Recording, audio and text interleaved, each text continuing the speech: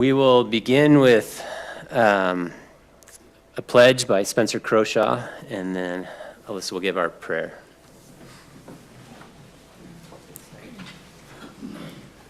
I pledge allegiance to the flag of the United States of America and to the republic for which it stands, one nation, under God, indivisible, with liberty and justice for all.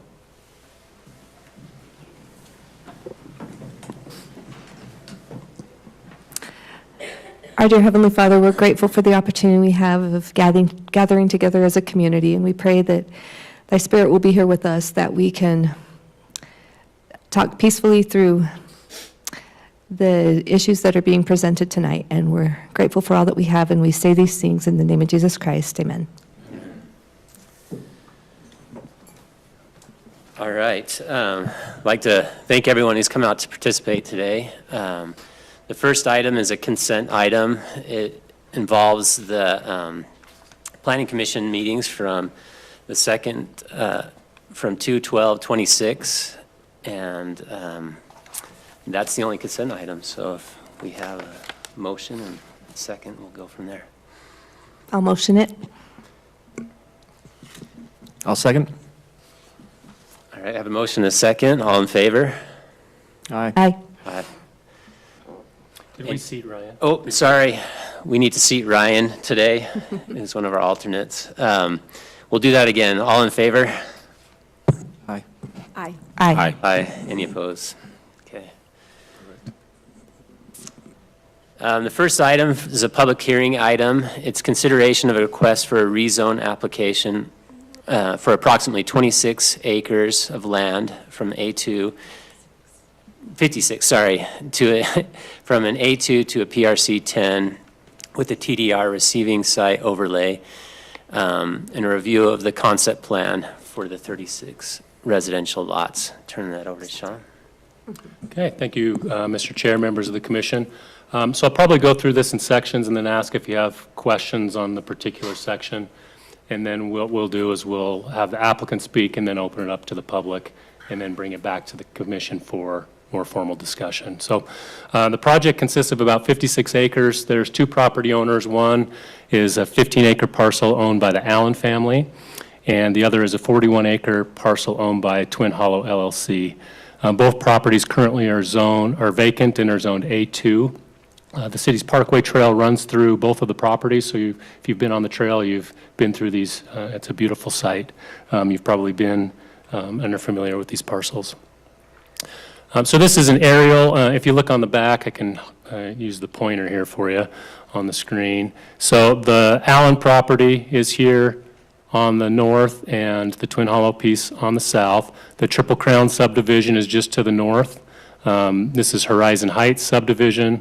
You have Mapleton Heights, Mapleton Village, the Hidden Hollow, and Twin Hollow are the surrounding parcels. So the applicant is requesting a rezone of the property to PRC 10.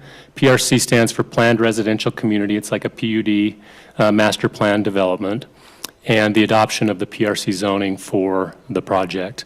They're requesting to apply a TDR receiving site to the project to allow for a max of 63 lots. The lots range in size from roughly 1 acre down to approximately a third of an acre. And their intent is to use 20 TDRs to get to that 63 total lots. They are proposing approximately 7.7 acres of open space that includes the trail property. Much of the land that the trail sits on is privately owned, so that would be dedicated to the city, in addition to some conservation around the trail as well.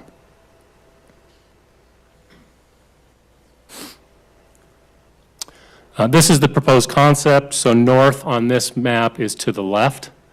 And so the proposal, as you see, is the 63 lots, which the northern 14 or so lots are all 1 acre adjacent to the Twin Hollow or Triple Crown development. And then as you work your way further south, as it gets closer to the Mapleton Village and the Hollows, some of the lot sizes are more consistent with what you see in those subdivisions. The area in blue is all the area that would be dedicated to the city. That's the existing trail.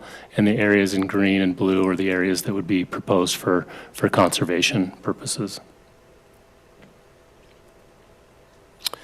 So just as a reminder, rezone applications are considered legislative actions. When you're reviewing legislative applications, you really have very broad discretion to say yes or no. The city can rely on public clamor, both for and against a project in making your decision. So you really have discretion in this case to do as you see best fit. The Planning Commission is a recommending body, so you would make a recommendation tonight, and then the council would be the final decision-making body. We have received a substantial number of letters and emails regarding this project, a number in opposition, approximately 20 different individuals, and a number of letters of support, approximately 72 that submitted letters of support for the project.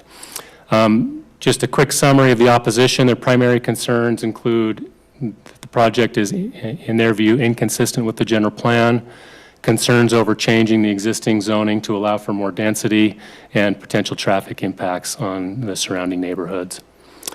Summary of support, some of the main arguments is that it is consistent with the general plan. It provides an appropriate transition from lower density projects to the north to higher density projects to the south, that it is a good use of the TDRs and supportive of the open space and the trails that are being proposed. Okay, so as you review this application, it's important to take into consideration the guidance that the general plan provides. The land use element of the general plan is kind of our long-term vision. It helps to serve as a decision-making guide. Because it is broad and policy-oriented, the goals at times may be interpreted to be competing. And that's why you see in some letters you have arguments using policies and goals as an opposition, in other cases for support. So your role is not to find like perfect alignment with every single goal and policy. It's to look at it as a whole and determine general consistency with the land use element of the general plan. The future land use map is part of the land use element, and what it does is it identifies each property in the city by area and indicates what the general vision is for those properties. And so the Allen property, the general plan designation is what's called rural residential. That's meant to encourage 2-acre lots without TDRs, 1-acre lots with the use of TDRs, or in some cases smaller lots if they're part of a conservation type subdivision. The Twin Hollow property is the next step up in density. It's considered low-density residential, and it encourages 1-acre lots without TDRs, roughly half-acre lots with TDRs, and then again, smaller lots as part of a conservation type subdivision. This was just the citations from the general plan that indicate what the intent of those two designations are. This is the general plan, the future land use map. If you look at the back again, I'll highlight the areas. The areas in green are the rural residential, and that includes the Allen parcel. The areas in purple are low-density residential, which would include Twin Hollow, the subject property, and some vacant property further to the west. The areas in yellow are medium-density residential. That's generally 3 units per acre. Is the densities generally in that, and then the higher density residential where you see the townhomes and those smaller pad sites to the south.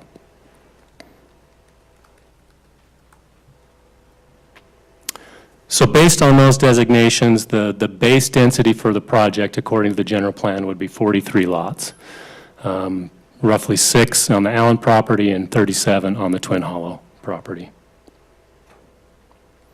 I just wanted to point this out. This was the general plan prior to 2020. So prior to 2020, the Twin Hollow parcel actually was in the medium density residential, which would have allowed substantially more development than what's currently proposed. When we went through the general plan update, one of the things we looked at is the transition areas. Where are we going from rural to higher density and wanted to really ensure that there was more of a step down rather than a drastic change. And so that's why you see the change from this, which would have allowed a base density of roughly 115 lots to where we are now, a base density of roughly 43 lots, if that makes sense. Right. Then the other goals and policies, we included these in the staff report: preserve and enhance open space, encourage conservation subdivisions, focus on large lot developments, ensure land uses are compatible, and continue to implement the TDR program are some of the key policies that you can consider. All right, next, for the next kind of topic is the TDR program and the TDR ordinance and what it states and what it allows and where. So the ordinance indicates that any property that's vacant that hasn't been platted, that's located in any of these zones, can apply to become a TDR receiving site. And that would include the A2 zone that they're currently in or the PRC zone, which they are proposing. And so according to the TDR ordinance, they are eligible to make an application. The plan was, yes, we envision that these areas could potentially be TDR receiving sites. The next topic then is how are TDRs used to increase density? And there's basically two calculations. The first is if you are including either no open space or up to just under 15% of your site as dedicated open space, the max increase in density is 50% that you can do with TDRs. If you're proposing more than 15% open space, you can increase it by 75%. In this case, they fall below the 15%, and so their max increase could be 50% of the base density. So that would equal 21 lots or a total of 64 potential lots. In this case, they're proposing 63, so just under what would be allowed under that less than 15% scenario. Okay? So the next role then for the commission is, once you've determined, yes, it's eligible to become a TDR receiving site, can it meet these findings? Is it consistent with the density limitations that we just discussed? Is it consistent with the TDR ordinance? Is it consistent with the subdivision ordinance, the general plan, and does it achieve a desirable compatibility with adjacent, existing, and future development? Okay? So the project at least was designed with the intent to do that, to be a transition, to go from lower density on the north to higher density on the south. Okay. In compatibility and looking at that as just another illustration, you have Horizon Heights, which is the lowest density, Mapleton Heights, which is the highest density in the area, and this project fits kind of right in the middle. As I mentioned, the existing zoning is A2. The proposed zoning is that PRC zone. The PRC zone is not meant to allow, you don't get more lots because you're doing a PRC. It's just meant to allow for flexibility. Instead of doing them all 1 acre, you can do some smaller, some larger, et cetera. So that's the intent of the PRC zone. And so, as I mentioned, the PRC zone will establish that maximum cap of 63 lots. This is the existing zoning in the area. You can see there's a variety of zones. You've got the A2 zone as it's currently zoned. You've got some planned development zones to the east and to the south, and the A2 zoning to the kind of to the north and to the west. TDRs have been used in the Triple Crown subdivision and will be used in the Mapleton Village subdivision as well of those adjacent projects. As far as traffic and connectivity, the city's ordinance indicates that you cannot build any more than 30 lots on a single access road. And so until there are more than one access, 30 lots is as many as they could build if they were to be approved and start tomorrow. At full build out, they'll have kind of 3 main accesses, but there'll be 5 total connections to the adjacent subdivisions. A traffic study has been prepared to evaluate the impact of this project on the surrounding areas. I believe that the traffic engineer is here, so if you have questions on that, I'll defer those to him initially, and then we can talk through those if you have more questions. There have been a number of concerns, and legitimately so, about the existing condition of South Main Street at 1600 South. The traffic study did look at that. The indication is that this project is not causing any more significant impacts, but that as everything develops in that south area, that there are significant concerns that need to be addressed. The city likely will have funding to widen at least a portion of South Main Street in this upcoming budget year. And then we will be working on plans for a future roundabout to address those concerns and ensure that the traffic can flow in a safe and efficient manner. This is the proposed phasing plan. So as I mentioned, if you look at the back, this area in green is all that could be developed if they were to build today. Long-term, this connection to the south will then work its way, it's off the map here, but then will run through the Mapleton Village development and connect with Highway 89. And then there'll be an additional connections into the existing Twin Hollow subdivision here and Mapleton Village in those other two locations there. So once the commission has heard from the public and begins their deliberation, these are kind of the three main questions you can kind of work through. Is the project consistent with the general plan? Is it an appropriate location to use TDRs? And does it achieve a desirable compatibility with adjacent development?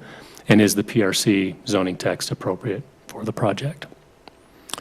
So that concludes my remarks. If you have any specific questions for me, you can ask those now, or it may be better just to wait and hear from the applicant and the public, and then we can discuss it in more detail. I do have one question. Yep, sure. Doesn't the state UDOT have control over that intersection of 1600? So UDOT owns 1600 South and then Main Street going north from that location. So are we beholden to them for any work? We are. So we would need to work with them to install the roundabout at that location. But as far as widening South Main, we don't need to work with UDOT, correct? Correct. Has there been conversation started at all with UDOT as far as widening Main Street and 1600 South, that intersection right there? There has. What we're actually long-term hoping to do is actually have them transfer that to us so that we can maintain it. But as part of that negotiation is we'd only accept it if they're providing funding for projects like this. So that's where we're at. And just so I'm clear, the 30 lots are all that could be developed until more roads were actually pushed through. Correct. Okay. Any other questions for Sean? Do we have timeframes on those phases? So they're really to the south, really are kind of held up by the other subdivisions further to their south. They are, the ones that are working, that will require those connections are working on plats right now. So it could be as early as 6 months to a year. Sorry, Sean, 6 months to a year before Phase 3's finished? Before those neighboring developments have their infrastructure in that would allow them to connect at this southern point. Yeah. Providing access to Highway 89. For anything, so again, these 30 lots could not be built, or anything more than these 30 lots could not be built until that connects. Okay. Yep. But timeframe-wise, we're looking at probably, I don't want to guess too much, but Yeah. 18 to 24 months before we're really pushing into those new It could be, developments. certainly could be sooner, but it could be there. And the applicant may have some more insight. They've had discussions with those neighboring developers. All right. Before we open it up to public comment, I just want to thank, Probably have the applicant, and then we'll get those. first we'll have the applicant come up and share some thoughts.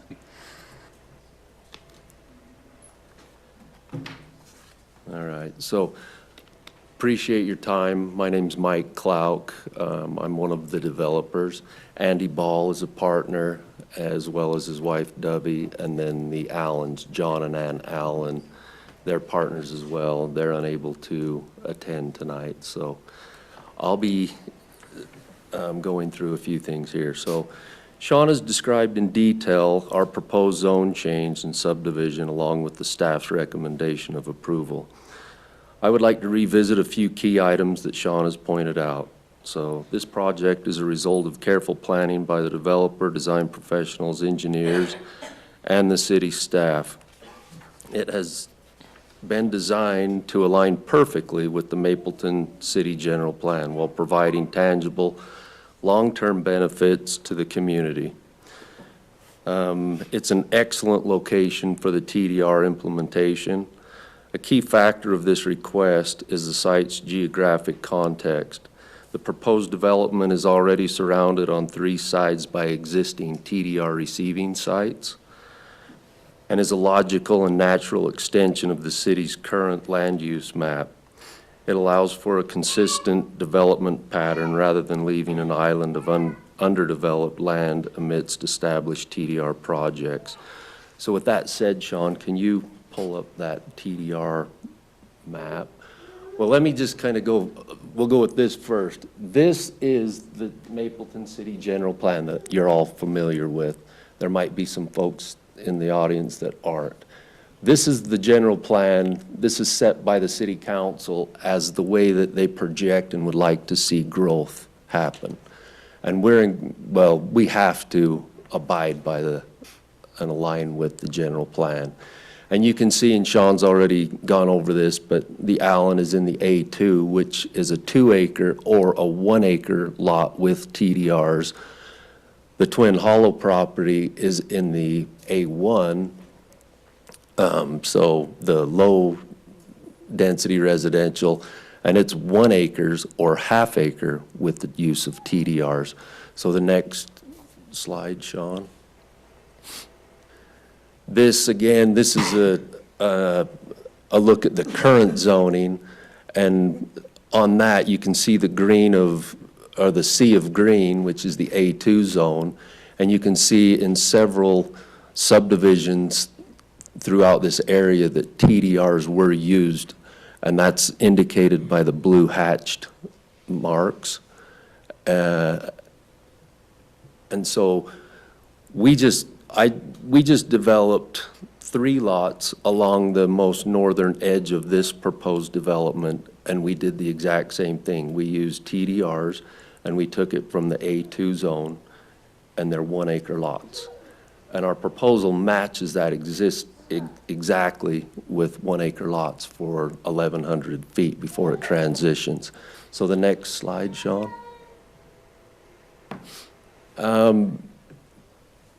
Go to the next one. So this slide right here, I put together, and this is where TDR receiving sites have been used. The land that we're proposing is in green, right in the center of this. You can see that everything that surrounds, with the exception of the west, are TDR receiving sites. We have secured the 20 TDRs that we need, and so to me it's a perfect fit for a TDR receiving site. All right, and then as far as it's a permanent solution for the Parkway Trail. So perhaps the most significant public benefit of this rezone is the dedication of 4.8 acres to Mapleton City. Currently, the Parkway Trail exists on this property only through a license agreement, leaving the city's long-term access vulnerable. Our plan secures this corridor permanently for public use. Additionally, we're committing to an HOA-maintained natural space and a new trailhead connection, enhancing the city's recreational infrastructure at no cost to the taxpayer.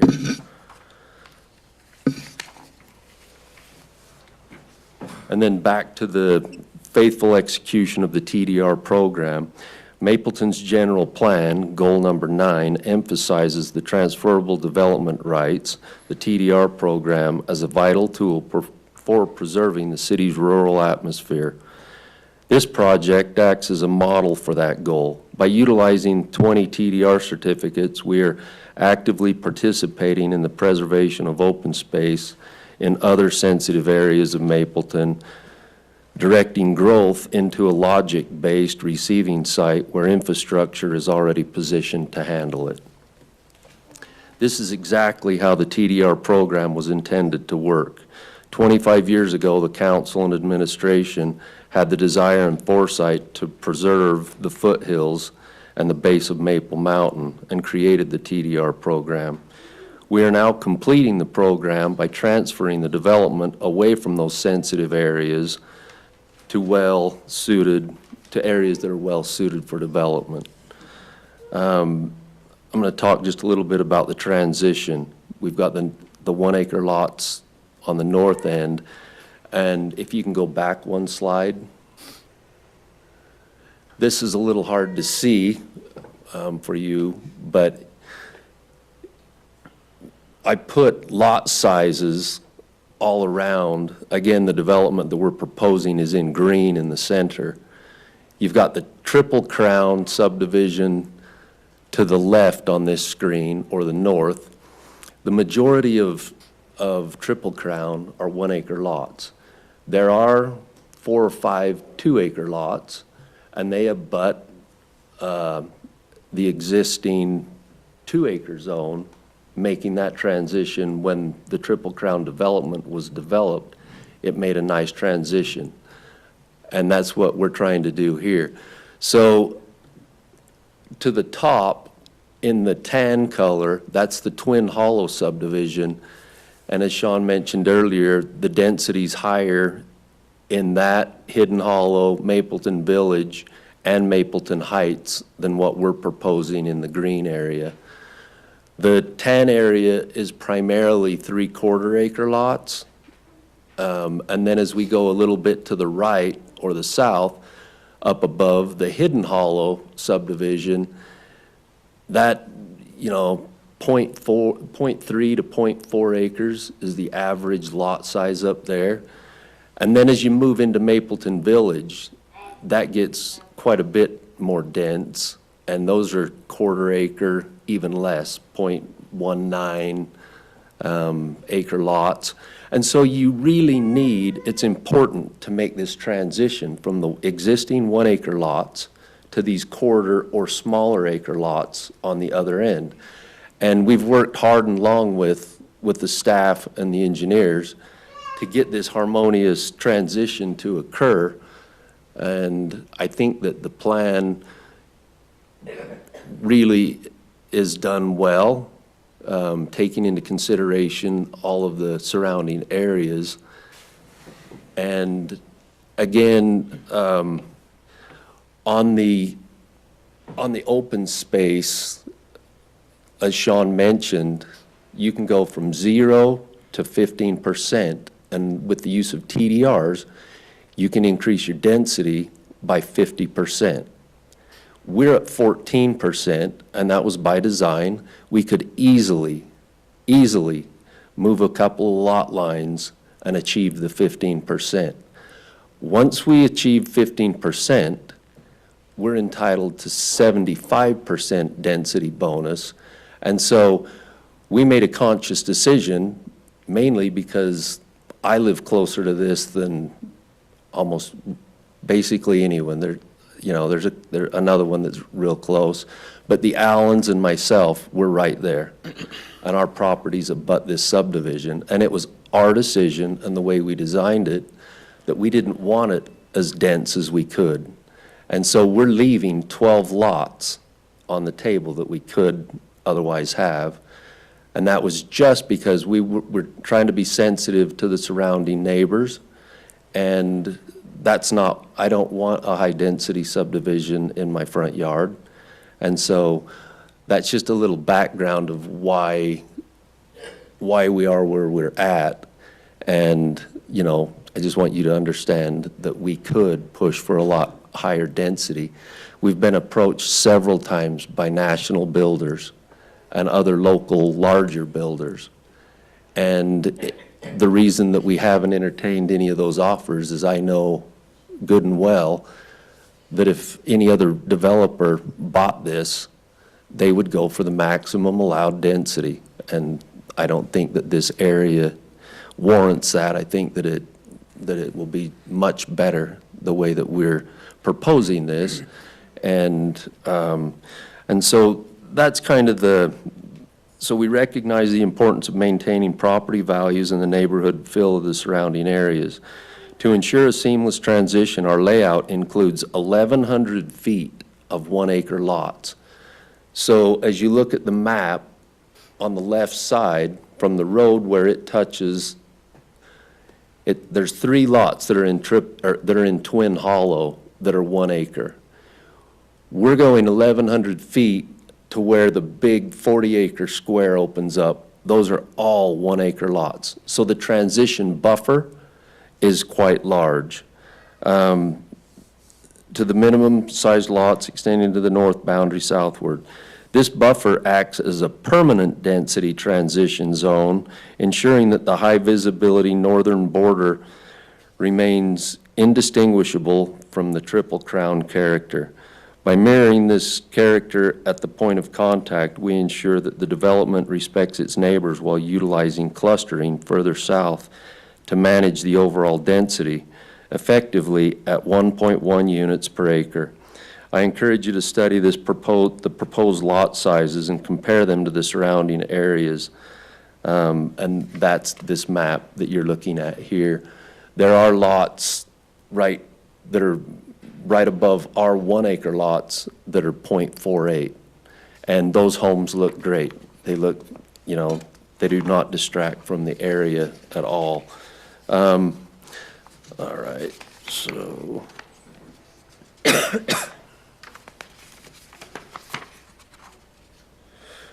Okay, so environmentally conscious design, so the PRC 10 zone. By utilizing the PRC 10 zone rather than a standard grid, we have the flexibility to preserve the natural beauty of the land. Our plan specifically protects the native oak stand on the northwest corner of the site next to the Parkway Trail and transfers ownership of the trail property to the city. This clustering approach prioritizes scenic views and open space over maximum lot coverage, maintaining the rural aesthetic that Mapleton residents value. And then I'll end here with density, and I've talked about that a little here before, but we're not seeking the maximum density allowed by city code. We currently have 14% open space, which allows for 50% density increase or 64 lots. We're only seeking 63, even at the 50%.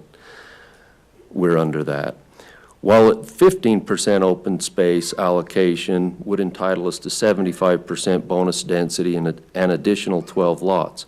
We have intentionally capped our request at 63 lots. This choice prioritizes lot quality over quantity, ensuring the project feels spacious rather than crowded. This demonstrates a focus on a beautiful, well-thought-out subdivision which complements the existing surrounding subdivision, including my personal home and partner's home. And then the summary of compliance. This proposal fulfills the requirements of Mapleton City Code Section 1812-10B by serving as a clear public purpose and following the general plan to the letter. We have worked hard to ensure this project is a win-win for the city and the neighbors and the future of the community. I respectfully request your approval of the rezone from A2 to the PRC 10 and kindly ask for your support in following the staff's recommendation for approval. And at the end of the public comment, I would like to speak. All right, I have a couple questions for you.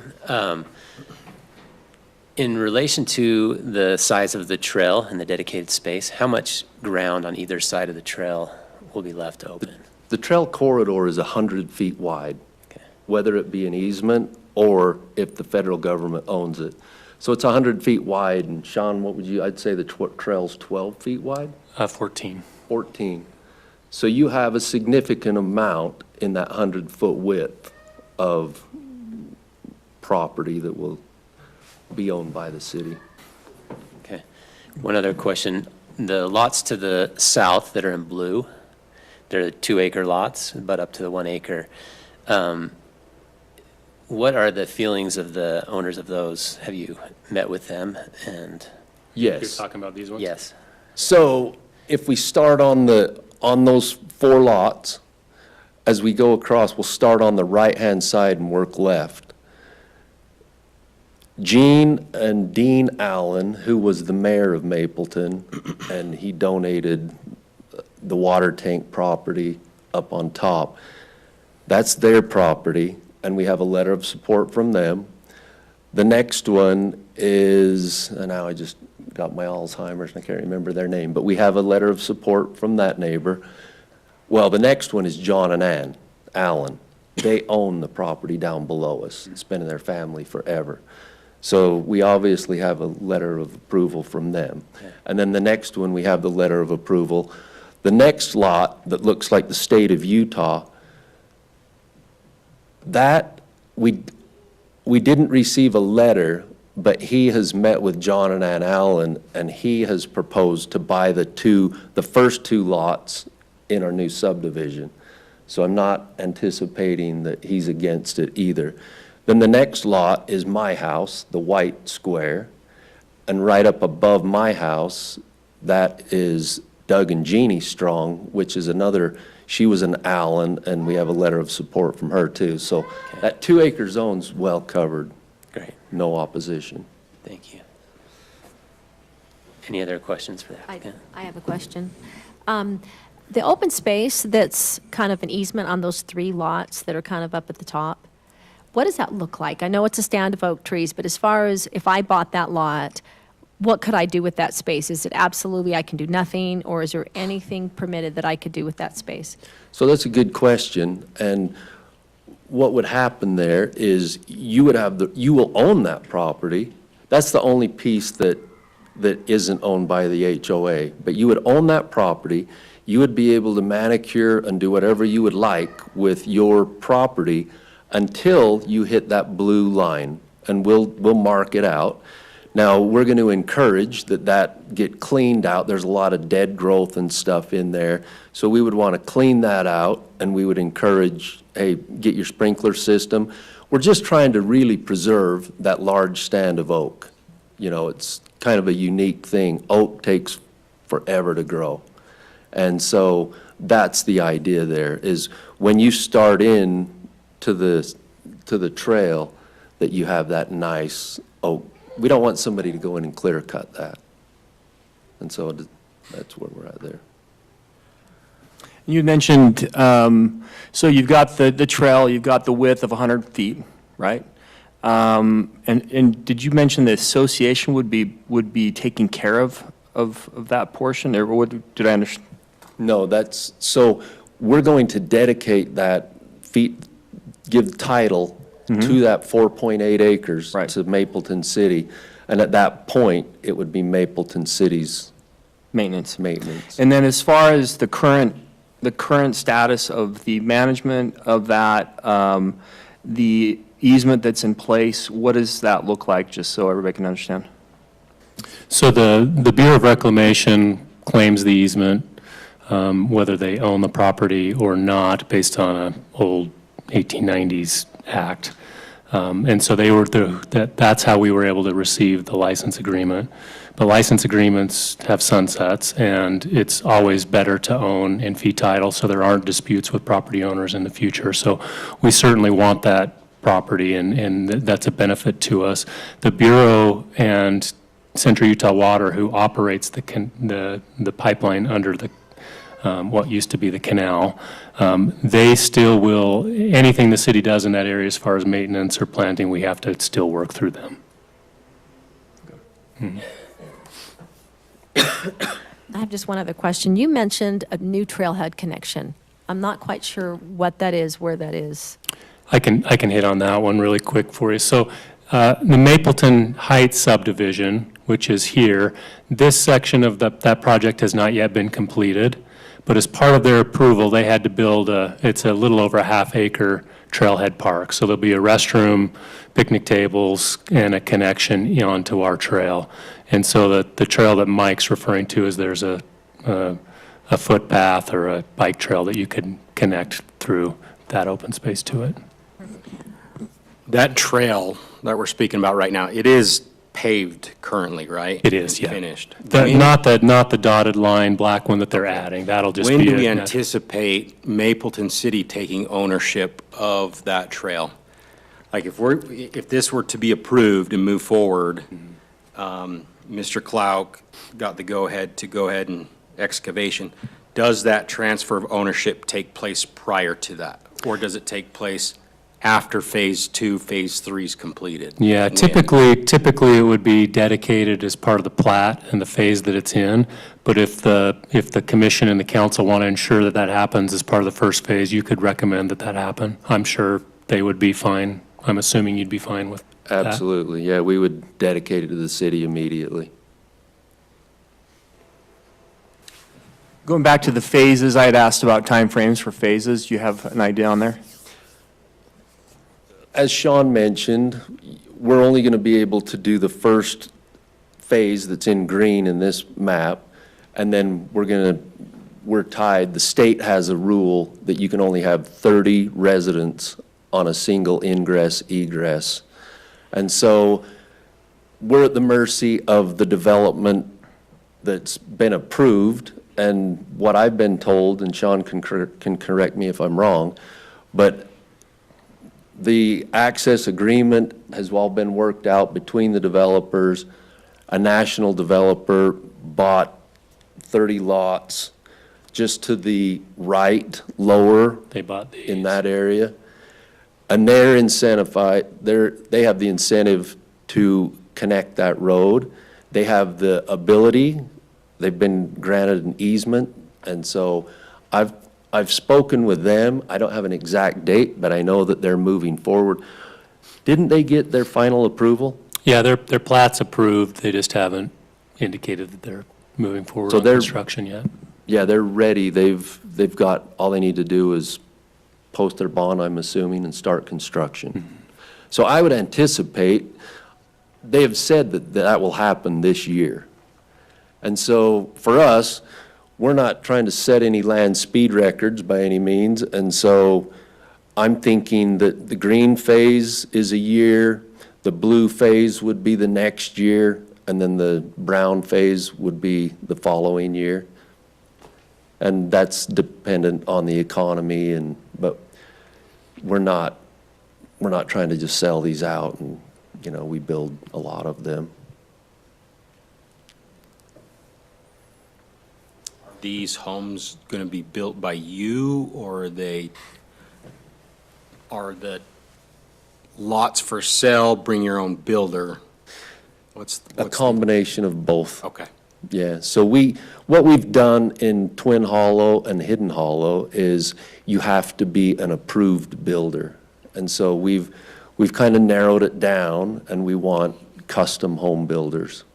And we've kind of not allowed the traditional track builders in this area. Okay. Nothing against them, but we just leave it like that. So was that your same plan with Yeah. this subdivision as well? Currently, yes. Yeah, we want nice custom homes throughout all of our development.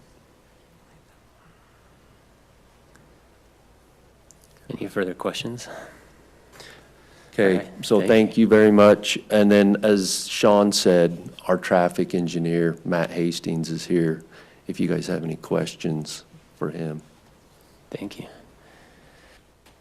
All right, before we do open this up to public hearing, we thank everyone for being here and taking an interest in this. We do have several items for tonight, and so in respect for that, we ask that as you come up, you state your name, and then you try and limit your comments to 2 to 3 minutes. If you've submitted a written letter to us, know that we receive those and have looked those over. So don't feel like you need to just read that again to us. If you have some new points, feel free to share those. If you follow someone else who's shared some ideas and you agree with them, please share that you agree with those, and then share any different ideas. You don't need to necessarily repeat everything that they say. Let's see. And we also ask that you just be respectful, that everyone here is here because we love this place and we love each other, and try to maintain that throughout the meeting. And with that, we invite whoever would like to come up and share your thoughts. Again, state your name first, if you don't mind. Hi, my name's Brent Siemens. A little bio really quick, because I think I can say it. I've been in Mapleton for 50 years. I worked for Mapleton City for 26 and a half years. I worked for Mapleton City Fire Department for 25 years. I currently live in Mapleton. My wife lives in Mapleton, of course, with me. Her parents still live here. My mother still lives here. I grew up on an acre lot in Bushman Acres, which was one of the very first subdivisions in Mapleton. I believe they moved in '68. And my in-laws live across the street from Ira Allen Park, and they've been there since the early '70s. I currently live about 3 blocks north in a field that I used to play in as a kid, on a .4 acre lot currently. The proposed area, I hunted deer there, I drove the canal ran from the cops on my motorcycle there. I raised all sorts of cane all over up through there. So going back to my employment at Mapleton City, I was involved with many subdivisions over the years. The last 10 years of my career at Mapleton City, I was the engineering division manager, which I was involved with DRC with Mr. Conroy weekly. We reviewed subdivisions, projects. Before that, I was the inspector for the Public Works and inspected infrastructure. So I think it's fair to say I have probably forgot more about Mapleton than most people know. And when it comes to the TDR site, there is one reason I still live in Mapleton. It's because of Maple Mountain. Because I can wake up every day and look at Maple Mountain. With the exception of a couple houses on the bench that really ticked me off, that we tried really hard to stop.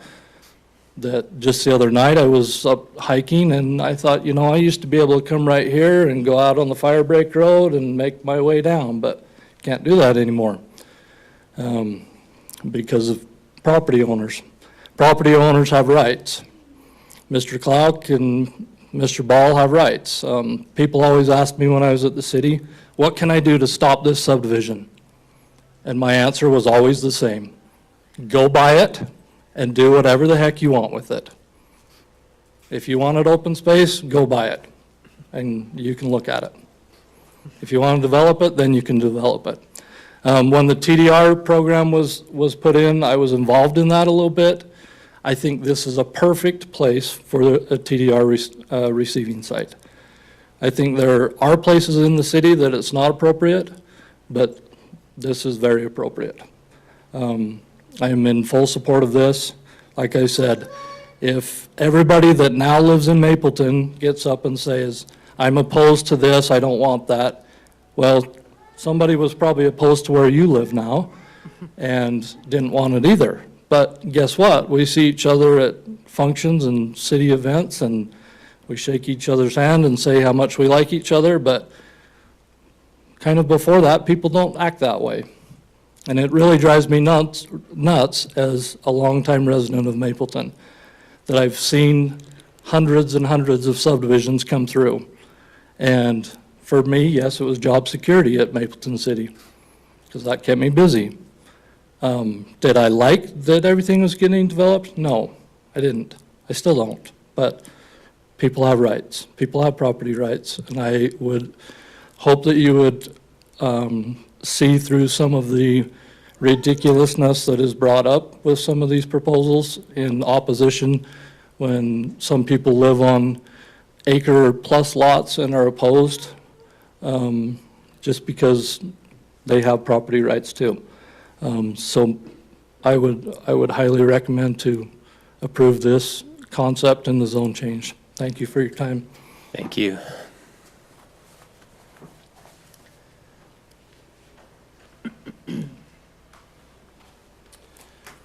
Good evening. My name is Brian Whitaker, and I'm a member or a resident of the Triple Crown neighborhood. I'd just like to share a few concerns regarding the proposed rezoning of this Hollows development. First, this application is not simply about subdivision design, it's fundamentally a request to rezone the property to allow a greater number of total lots across the entire development than what is currently permitted.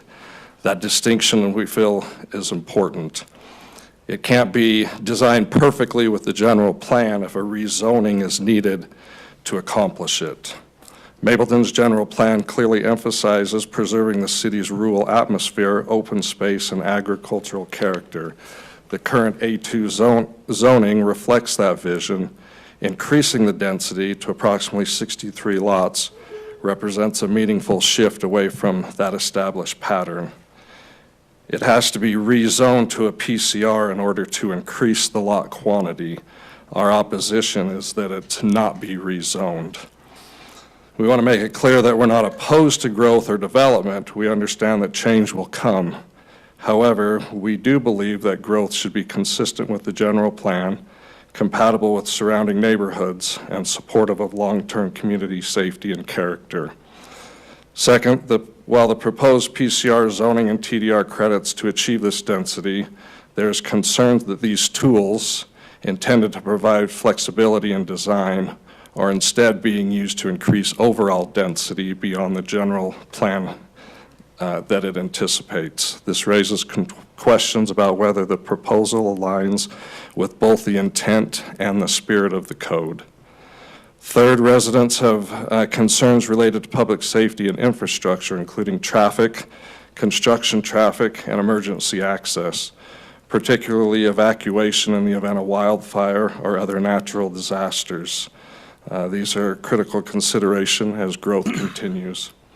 And finally, there's a broader community concern regarding project execution and long-term outcomes based on experiences shared by residents in nearby developments. While separate from this application, they contribute to questions about overall impact and accountability.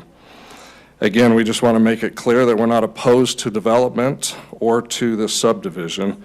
We understand that change is there, but we do believe that growth should be consistent with the general plan, compatible with surrounding neighborhoods, and supportive of long-term community safety and character. For these reasons, I respectfully ask that you consider carefully whether this rezoning meets the required findings and aligns with Mapleton's planning goals. And thank you for your time and the work that you do as a community, and we appreciate it, and thank you. Thank you. Any other comments?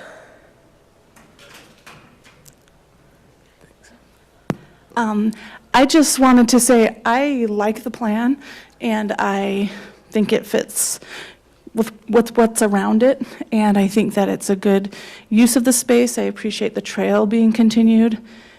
I don't know if I'm allowed to ask a question, but I'm turned around and I'm trying to figure out where this connects to Main Street, to South Main. This is the road that connects from when you come down South Main's right here. So that's South Main going out that way? Yep. Okay. I live on 1600 South, and I've never come to one of these meetings before, but I have sent emails. And I find it kind of sad that it was like, we're going to do 200 houses, or it adds up to 200 houses over time, and then we're going to put the safety stuff in. It doesn't make sense. I have 7 children. I live on 1600 South, and I have to go do with the trucks going by constantly. And I realize there will be another outlet, but if the outlet looks like this, which road are you going to use? And the faster, straighter one. More and more families with young children have bought homes that are on 1600 South.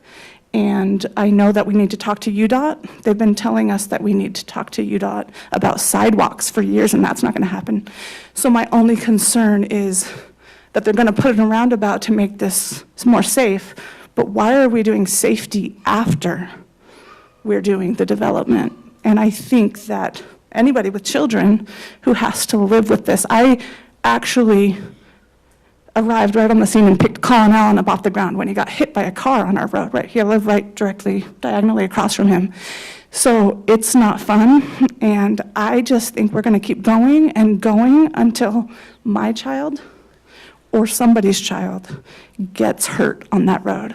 So I suggest quickly working something out to get sidewalks and that roundabout in before we put a lot more traffic, because there's already a lot more, and this is just additional. Thank you. Wait, before you leave, could you state your name? I don't think I got it. Oh, sorry, I'm Laura Jones, Thank and I you. do know your wife.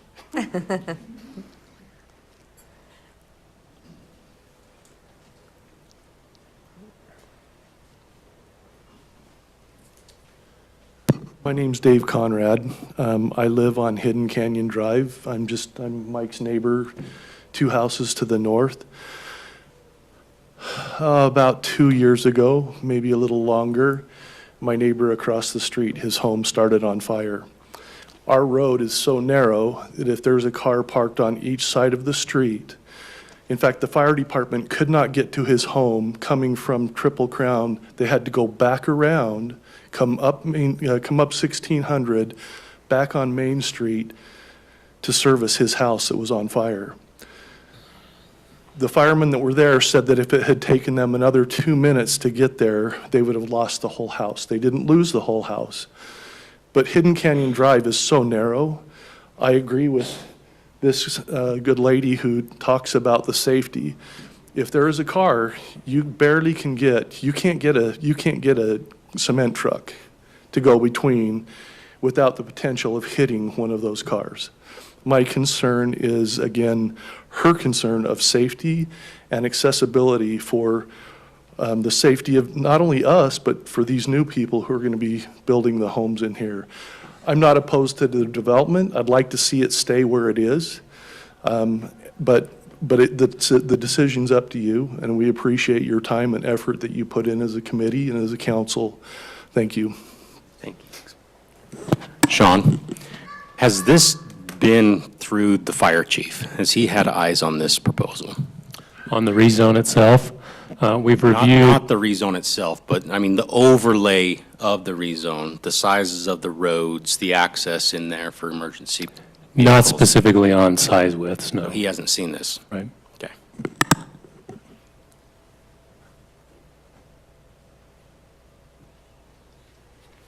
Can this be projected? No, but do you have something you want to hand to them, or? We can pass it around.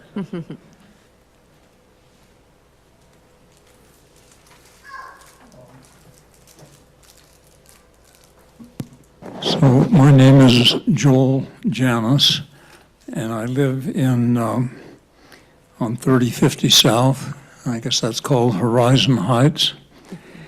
We've been there about 10 years.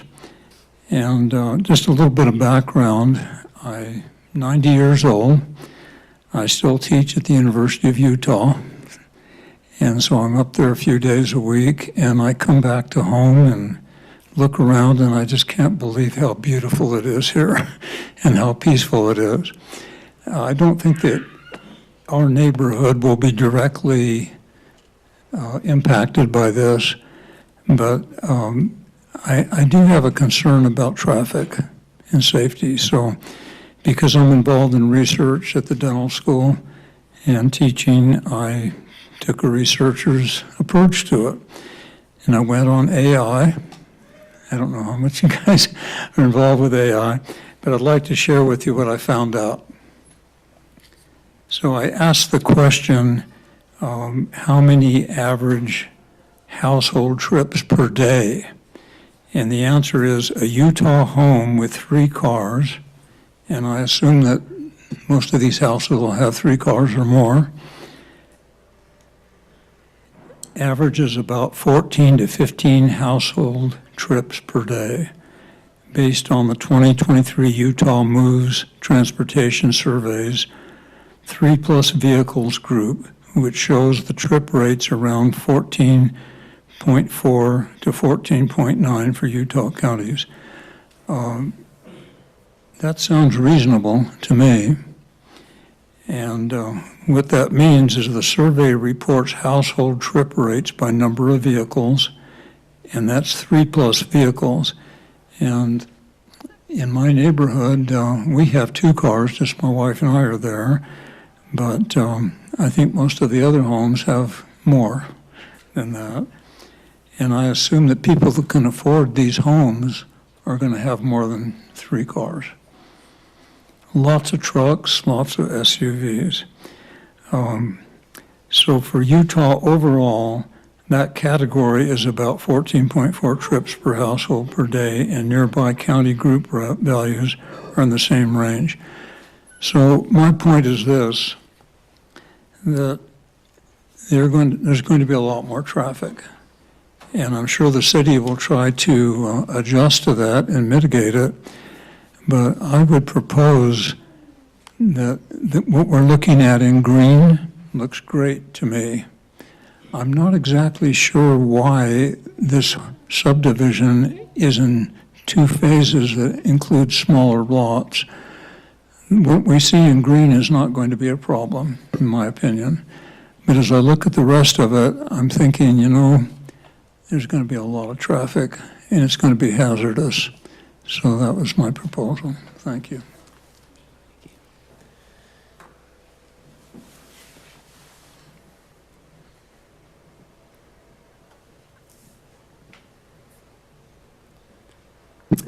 Good evening. I'll be brief, as I know we're past kind of the allotted time for this. My name is Riley Ogden.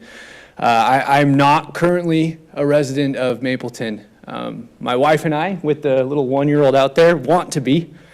And we feel that this rezoning gives us that opportunity. Mapleton has amazing schools. We have 1 child, we have 1 on the way, and hopefully many more to come. And we would love to have those children in the parks, on the trails, and in the schools here in Mapleton, as we feel it gives our kids and our family the best opportunity for the future that we want for them. Right now, to move into Mapleton or to areas that have these schools of the caliber that we're looking for, you're either in high-density housing or you need many millions of dollars, which we do not have. We feel that offering this ability to acquire land or build a home on a lot that's more attainable gives us the possibility to do that exactly for our family. We love that this allows us to build a home that works for us, a home that works for our family and our needs, that isn't one of the 3 selections that a nationwide builder gives you. Where we get to look like our neighbor and shake their hand through our window. We feel that this rezoning gives many young families like us the opportunity to have that dream that we've been working so hard to obtain. And we feel that this gives us that opportunity. And so we thank you for your consideration on this. Thank you. Wade Peterson. I just want to echo my support for the development, restate that I just thank the applicant that we're not at the maximum density. I've seen many times where we pass and someone greedier comes in and it becomes worse but still legal. And due to greed, we suffer those consequences just at a later date. I also, I've been driving into this neighborhood every day for the past 6 years maybe. And being also a Mapleton resident, I agree that safety is important. And I see the school buses unload right there past 1600 and Mapleton, and it's. I would just like to state that I think that those can both be priorities at the same time. I don't think that we need to stop one to focus on the other. I think that hopefully we can prioritize that safety at the same time, put that on a high. It's not an A or B. Hopefully we can prioritize both A and B. Thanks. Thank you.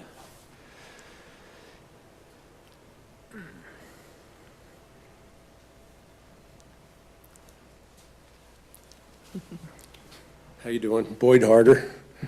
I know many of you. I currently live in Hidden Hollow, and I support this project. I think the developers have done a good job of proposing a good plan. So I think it does meet as far as I know, it meets the PRC one, but I just wanted to basically briefly say that. And I've been here since 1963, so I've been here a long time. Mapleton's changed a lot, and there's nothing we can do about that from a, change perspective. It's not the farm town it used to be, but we have a lot of people living here that currently are living on lots that have been developed with TDRs and many things. So, I think that's something that really stands out to me is you can't really change that path, as long as it meets the parameters. I think it goes, that's what it should be. So anyway, thank you for your time. Thank you.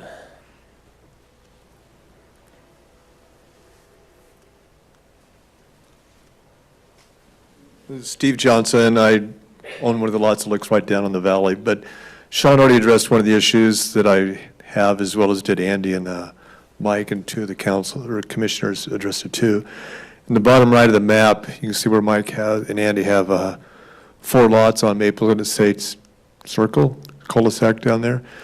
I just want to make sure that the city is in coordination with Edge Homes, Toll Brothers, and one other developer that was, I think, mentioned tonight, that Mapleton Estates Drive will indeed, before anything in the blue and the brown is developed, that they'll continue Mapleton Estates Drive down and connect out to the west and connect to Highway 89.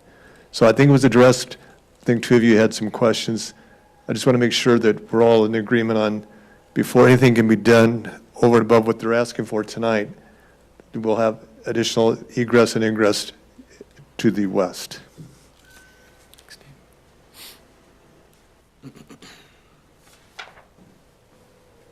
Hello, my name is Davey Orgale. We live in the Triple Crown. We've been there a couple years now. I have a question to start. The trail there, there's certain promises to be made for beautification and taking care of it that seem to be linked to this rezoning. If the rezoning is to not go through, what is to happen with the trail? Is it the same plan? Because it seems to be like luring us in. If this gets approved, the trail's going to be awesome still. So I was just, if it doesn't go through, what is to come of the trail? We'd have to see what the proposal was if this one doesn't go through, yeah. So this is the initial proposal? This is their They're all application, linked that's what we're together. reviewing. Okay. Yeah, and I was one of the letters in against this, just for safety reasons, and I think most of the letters against it were high traffic. We have kids playing out there and narrower streets, so, yeah, the lot happened. The more lots is difficult. I understand it's not as many lots as it could be, which is good, but still, I feel like all the people that are against it are the people that it will directly affect. So, yeah, that's all I have to say. Thank you.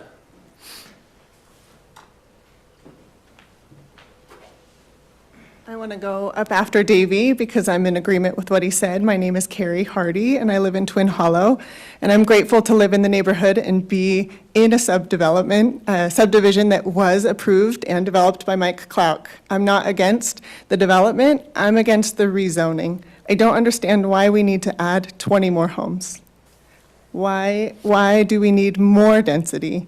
I think the original development, correct me if I'm wrong, was 43 homes, and now we're looking at 63 homes. So I'm in opposition of the rezoning to add 20 more homes, but I'm fine with the development at the original zoning. I also wanted to just make a comment earlier when Mike couldn't remember his neighbors' names. Tiffany and Zach Nelson and Kevin Pritchett are in opposition. I can get a letter if need be.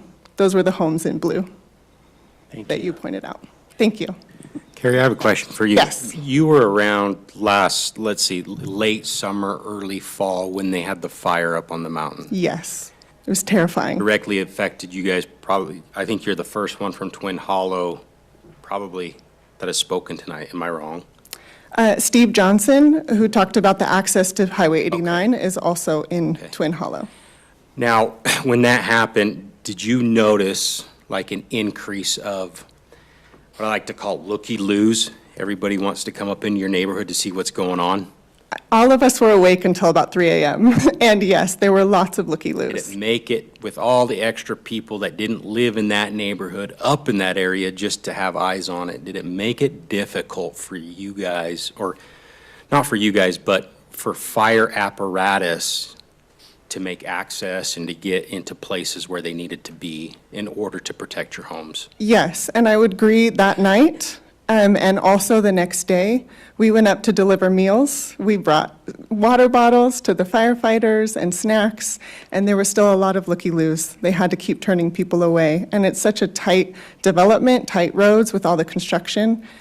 We have been in our home for 2 years. We started building 3.5 years ago, and the amount of construction vehicles too, I would say, are a continuous, year after year, obstruction to traffic. And we talk about this development happening a year and then 2 years and 3 years, but for all of the homes to be built and all of the construction vehicles, we're looking at what, 6, 7, 8 years of construction? And who knows when the next wildfire will be? Can I answer any other questions?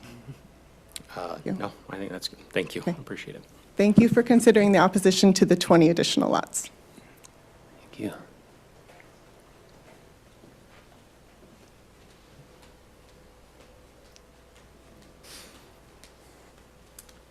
Hi, my name is Lisa O'Day, and I happen to live on Mapleton Estates Drive.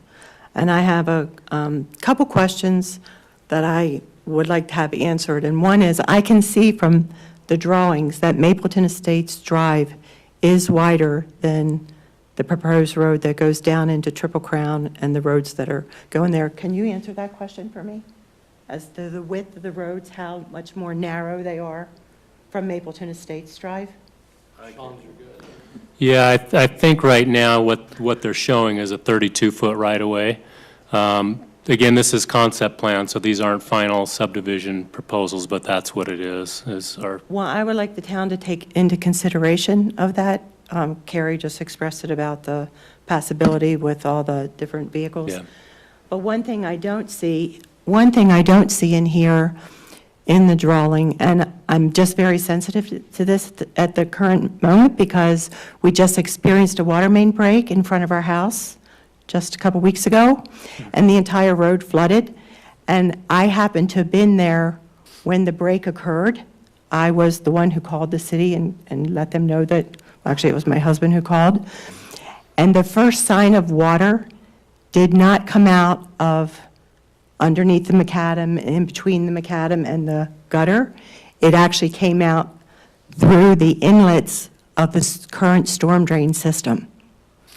And so I talked to a neighbor today, and somebody from the town had told her that it was because of the Swift orange coatings that come on that the water couldn't drain.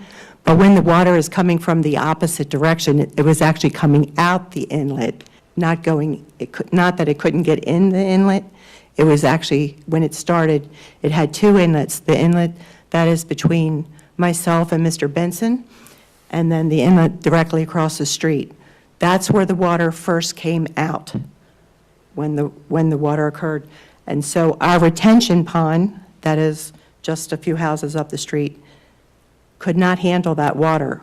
Now, I understand it was a water main break and it was an excessive amount of water, and supposedly the city has planned for a 100-year storm.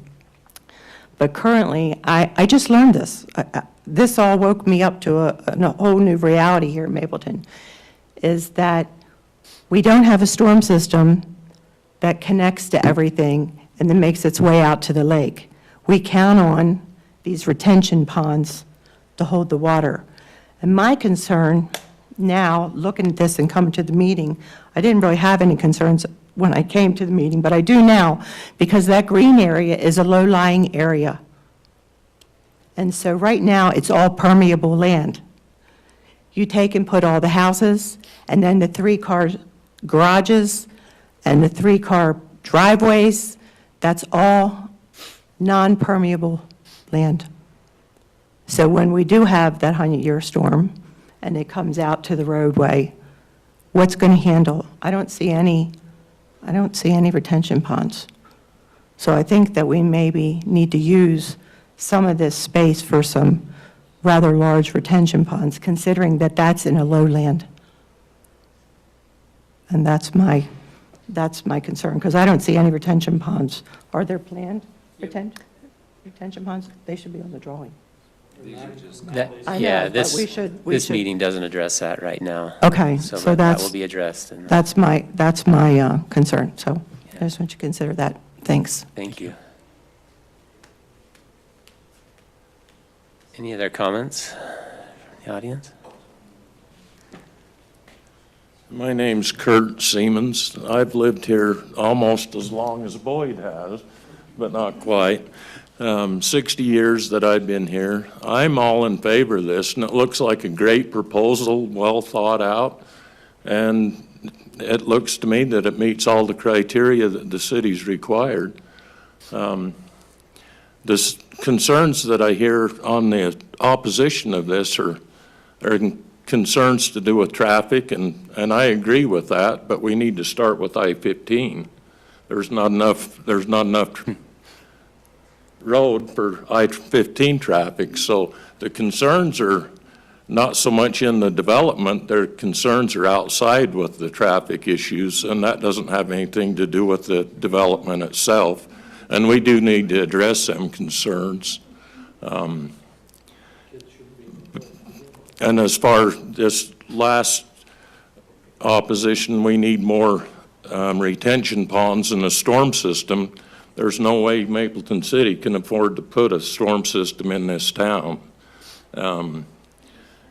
And the retention ponds that are in this new development are mandated by the state, and they have to be followed. So I don't see anything that's out of the ordinary for this, and I think it should be approved and let them get building houses.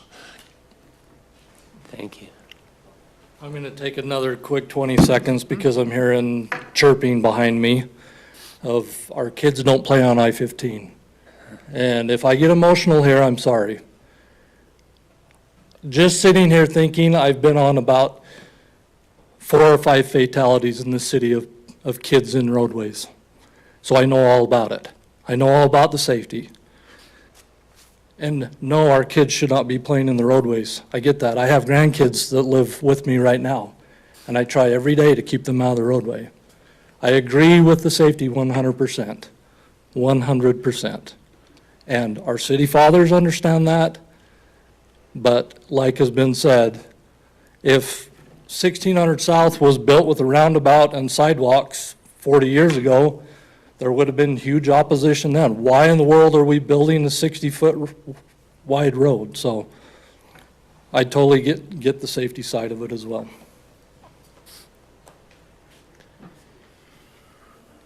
Any additional comments?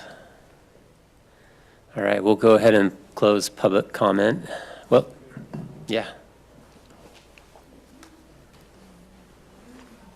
I'm one of the applicants, so it's technically, I don't know if it's allowed. But I just wanted to read a couple of the comments that were pertinent that came from some of the list, and just I pulled a couple excerpts. One is the TDR program was an attempt by prior administrations to balance owners' property rights and concerns for overdevelopment in certain areas of Mapleton. The merits of such a program is a debate for another time. The current proposal is simply an exercise of its construct.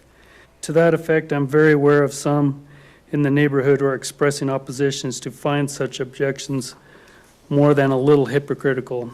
Those in opposition live in subdivisions and on lots that were directly created by a TDR system, which increased the density from the original 2-acre zone. There are a whole lot of other issues worthy of discussion, but for the sake of brevity, I simply repeat that responsible development is for both the developer and the city. Difference of opinion will always create friction and eliminate consensus. This proposed subdivision is an example of responsible development, is consistent with other developments in the immediate area, and is also consistent with Mapleton's overall master plan. That's just one of many that I'm sure you read through it, and there was basically 72 to 18 for versus against, so it's basically 4-1. And then I'm from what you would call a rural area, and rural you can tell when you fly over it because it circles, and in between every half mile is a house. So to call our area rural is it's not real. I just kind of go, really? We've been doing this since 2018. We have 152-ish lots that are been developed. We have several miles of trails. I don't know if, have any of you guys gone to the subdivision and gone on any of the trails out there? I know Sean has. He has walked them to approve them. Have you guys gone on any? Because we have little 3-foot trails all through the subdivision, and there's, I can't remember how much open space, but we have a lot of open space. We're just trying to continue that same process, and we've gone through all the processes involved. We've dug 8-foot trenches across the whole property to look for earthquake challenges. We've done the traffic study. A lot of the issues that should be discussed and asked, the traffic engineer's here, and we ought to talk to him about that. And you guys can quiz him, and if anybody has any other questions, they could quiz him. So that's basically my, I guess one last comment. A friend of mine, Tom Bankhead, lives in our area. And he started a subdivision mid-90s, and there was a nice lady that was in the area. Her husband was going to be later the stake president. What do they think they called him? Son of Satan, because he created the Eagle Rock development. And then a few years later, they're like, this is so wonderful, and we love all the people that live in here. I don't know how, do any of you guys live in Eagle Rock? Anyway, but that, it's kind of like one of those, it's well-planned and it's well-executed, and it's been, great for everybody. And that's my 2 cents I wanted to throw in. Thanks. You guys want to have Matt come up next and ask him a bunch of questions? It's up to the commission. Traffic questions? If there's no other further public comment, we'll close it, and then if there's questions, we can bring them up. Okay, we'll go ahead and close public comment and open up to the council members for further questions. Guess we can start with traffic ones. Are you the traffic engineer for Mapleton City? I'm with Farron Piers, so a consultant hired to do the TIS. They prepared the traffic impact study as required. So what do you look at? Is it fair for me to ask you questions about what you would consider to be a good solve for 1600 South and also that intersection from 1600 South into South Main? Or do you not really look at the extent of 1600 South? So I think it was total of 6 intersections, and 16th South and Main was one of those, and that was the only intersection that reached essentially high levels of traffic delay, and that we proposed either a roundabout or a signal in the long-term future. I think 2030 was our future horizon year that kind of takes into account background growth and already approved developments. So the already approved developments and other background growth was really the primary driver of high delay at that intersection. And this development totaled about 5 to 10 vehicles to that intersection in the peak hour. So like 7 to 8 a.m. or 8 to 9 a.m. and like 5 to 6 p.m. So as you're looking at this, do you take into account what the projected construction traffic would be? Apparently, it has been for years and probably for years yet to come. We don't explicitly take into account like a specific number of construction vehicles, but we do have a general assumption of heavy vehicles such as trucks or maybe even semis, but I don't think that would be relevant to this area. But there is a general percentage that we assign. It's something, I want to say ballpark, like 2 to 4% of traffic is assumed to be kind of heavier, like construction vehicles. And do you look at the 1600 South as far as coming up from the highway up to that intersection, as far as safety? Do you look at that or not really? We did not do a safety analysis explicitly in this, but we just generally noted like the existing conditions of pedestrian or vehicle infrastructure around the study intersections. Sean, 1600 South and Main on the city's new traffic plan shows a roundabout, correct? Correct. So that's already kind of Can you considered. remind me what it shows on 1600 South? I'm just thinking specifically of concerns, safety concerns for kids along 1600 South. I don't remember what was in the master plan.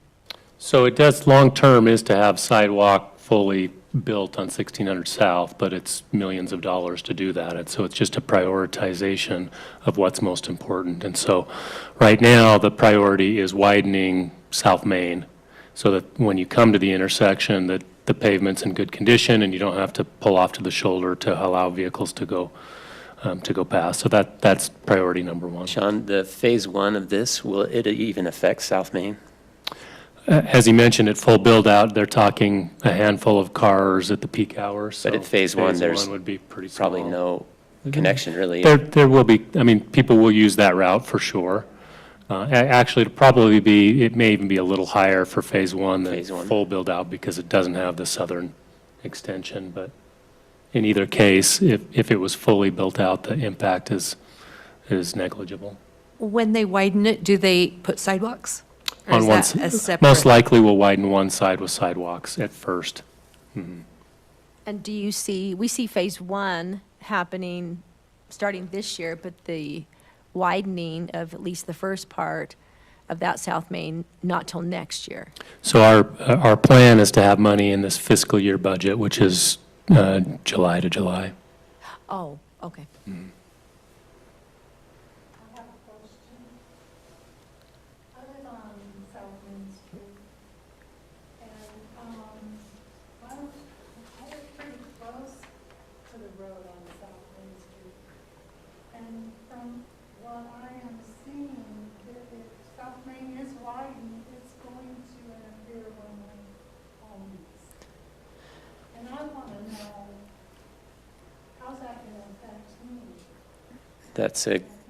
That's a good question, and I would refer you to visit with Sean at another time where Yeah, he we can can meet with actually you. address that. Thank you. Any other questions for traffic? Not for traffic. My main concern with the development is traffic. And if there is a wildfire that blows through here, which it's not if, it's when it's going to happen. Right now, this past couple of weeks, I've driven that road on my way to school just to see what it's like in the morning. It's atrocious.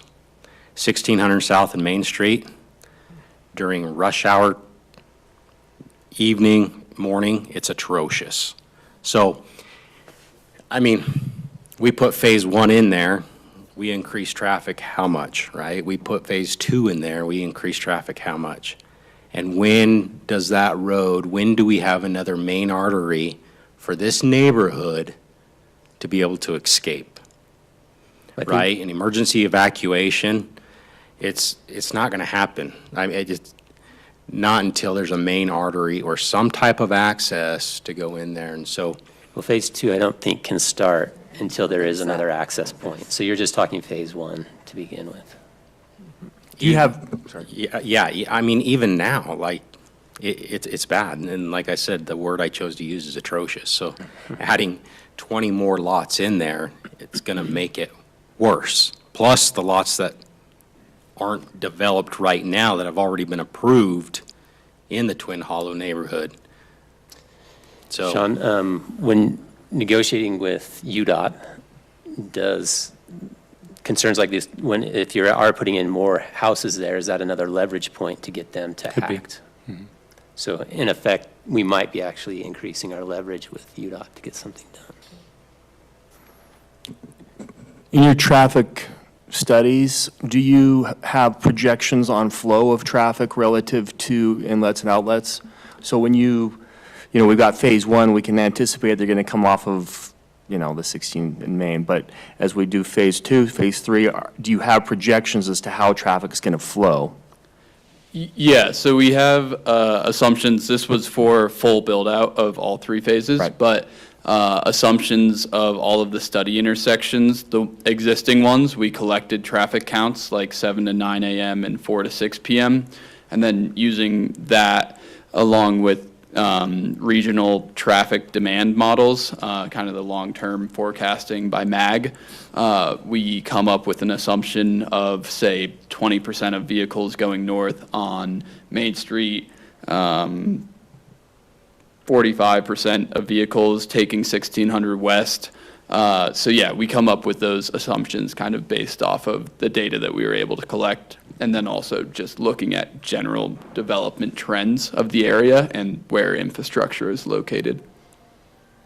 So were those the numbers, like the 20%? Yeah, 20% on Main Street, 45% on 1600 west, 20% on 16th north, and 15% going southbound. We're talking 1600 north or 1600 south? Because this is south. South, I believe, sorry. Hard for me to read at the. Okay. So it's relatively spread out. We're not burdening one particular area too much, what you're saying? No, it spreads out, especially with the connection to the west and kind of southwest through the other neighborhoods. We expect it to be relatively spread out and accessing the highways with a couple of different accesses. I have a question related to that. So it's projected Toll Brothers will do that connection out to 89 this year. If we connected on phase two next year, what percentage would that create? Because traffic's like water, always goes to the least common, the easiest way out. Right. And I've taken that way out, even though you have to cross the trail many times, and it's fast. So what's your projection as soon as phase two is completed, will pull traffic and will ultimately reduce the traffic going through Triple Crown versus, you can't make the assumption that all the traffic's gonna go through, go to the north. A bunch is gonna go to the south. What's your thoughts / predictions on that? Yeah, so I don't have the exact percentages of the total development traffic at each intersection or each access, but generally, we were looking at just the full development, so all of the internal accesses already existing in full build-out, and that had, I believe, something in the realm of 20 to 30 vehicles kind of using Mapleton Village to get to Highway 89 and using that to either go north or south along Highway 89. I don't know if that really helps. One other thing that you might mention is, I read in your report, you grade the roads A through F, just like when you go to school. Mhm. And all of the roads had a grade of A, with the exception of Main Street and 1600. Yeah, so in typical, in typical TISs, all the intersections except for Main Street and 1600, those all got LOSA, which is essentially just a UDOT standard for how much traffic delay, how long you'd have to wait at an intersection before you can continue on driving. So in all of the scenarios that we tested, which was existing with the full project, built as if it was all lived in right now, and then 2030 background without the development, and 2030 with the full development build out. All of the intersections except for that one were LOSA, which is pretty high. Almost all of them in downtown Salt Lake are E or F, for reference. Any more questions for him? Yeah. Any more questions for the, no, Public. we, yeah, okay, and then this will be the last one, sorry. I'm sorry. It's just that in commenting, we can't assume it's all gonna go this way, but how many people work in the south from here? I mean, we're in the canyon, so most people are going north. And like I said, I haven't come in before, but I have sent a message when they're making all these other lots. Because I've already done this. This isn't the first time that we're having this issue. Like what Ryan was saying, it's already bad. So you're asking for more down Main Street, and they like to go straight. I'm sorry, but people like to go direct, and all of these, all people above it are already there. They're already coming down my road. And all the construction vehicles, they don't want to go, they like to go down my road and over Main Street up into there too. So I don't, obviously I'm not a traffic interpreter, but I do live there and see how it affects us. And I'm not saying both things can't be done, but like, how many people here are gonna earn money off of what happens versus how many people are worried about the safety of the environment? And that's my concern, money over safety. Can you show where Highway 89 is on that map? Which way is it? You'd come here and then down.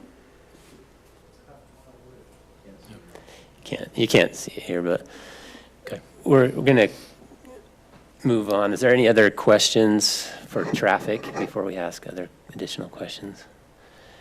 I have a question, Sean, for you. Some of the concerns have been with the fact of this as being a rezone. If there wasn't a rezone and the TDRs were used, what would that mean to density anyway?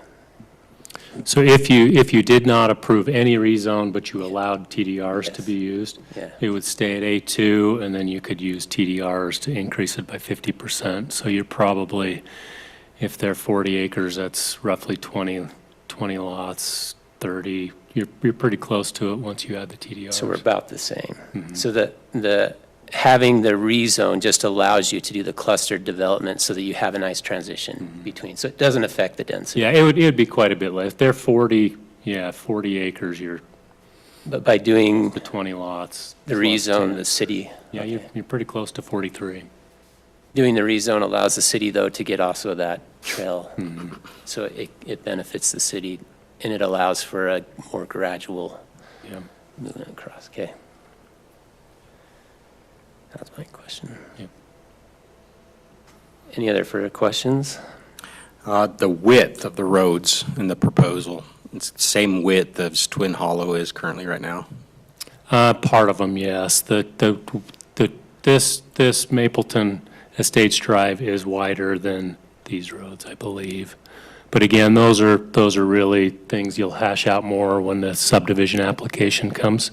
But if you have direction on that, the commission can include that direction in their recommendations. The fire issues, obviously, all our roads have to meet fire standards. So even our smallest roads will meet fire access requirements. And then the reason for multiple entrances and exits, it's so they have those opportunities.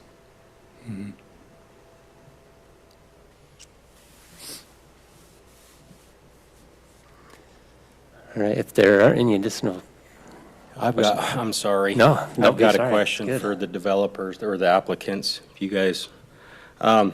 With respect to your business finances, I mean, what impact would this have if we requested that connection to be made with the other developer prior to Phase 1 being done? If I understand you right, what financial impact? Well, of that? is it a negative on you, right? Because I would imagine that with each sale of every lot and home, there's a profit for you to be made, that pays for the infrastructure to Correct. be completed and done in the following phases, right?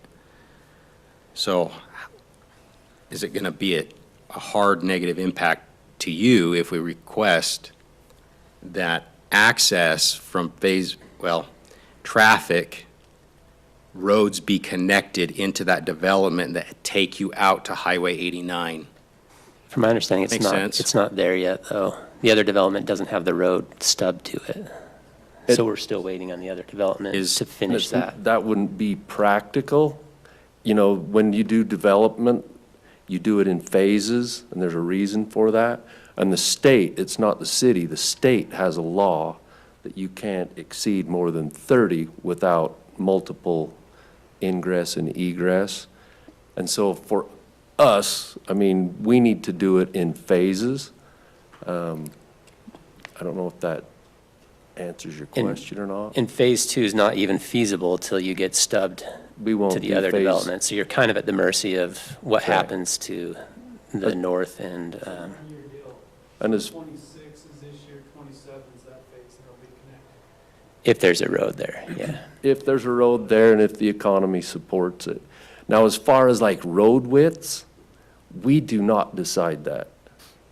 The city lets us know how wide these roads are. The city has standards that they've adopted, and we have to abide and follow those to the letter of the law.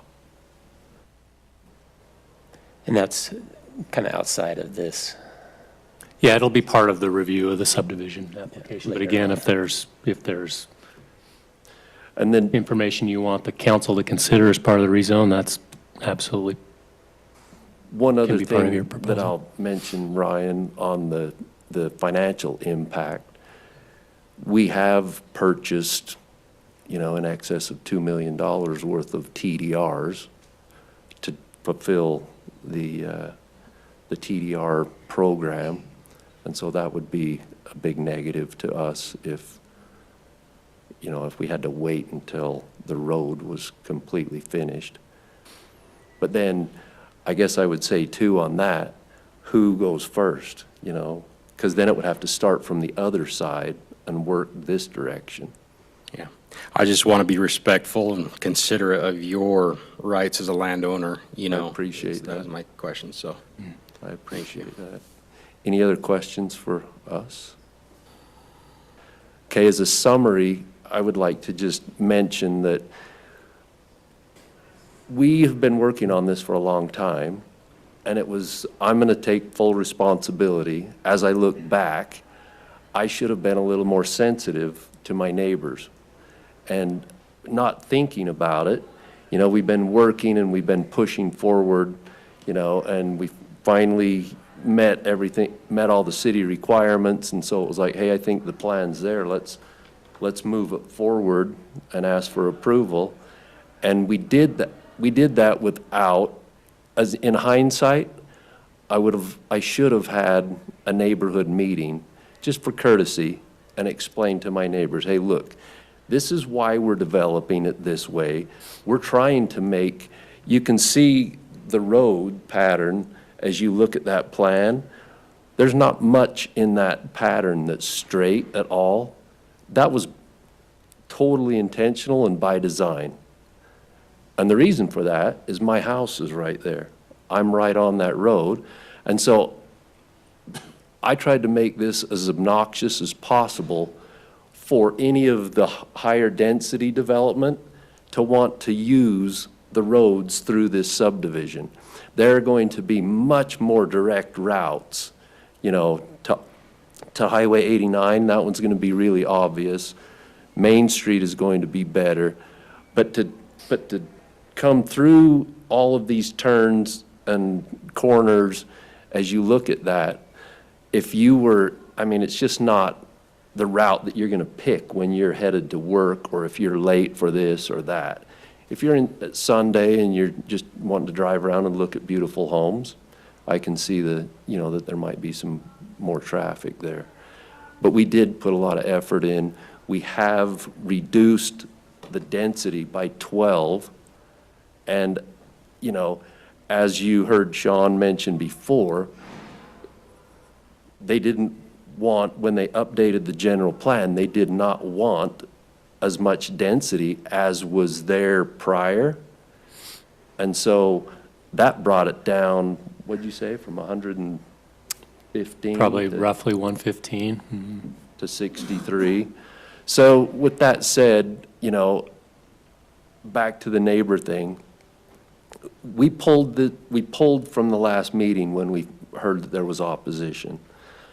I was able to go and speak with and sit down and review plans with half of the people that had written a letter in opposition.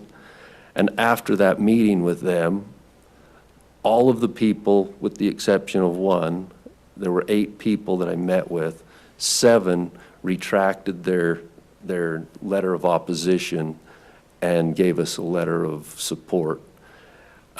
We did also meet as a group at the Whitaker's house for a few minutes.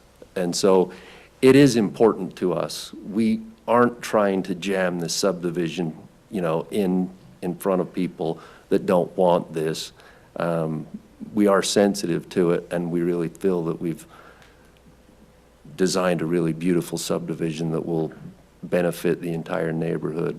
Last thing for me, I just have to, with Carrie Hardy, all due respect, what I said before, I mentioned that I haven't talked to the 2 neighbors when you asked if we had letters of support. I can't remember who asked me, but if we had letters of support from the 2-acre lots that border this, and we do have letters of support from all of them, including Zach Nilsson, and I'll forward that to you, Carrie. I got it from Sean. He sent it to Sean.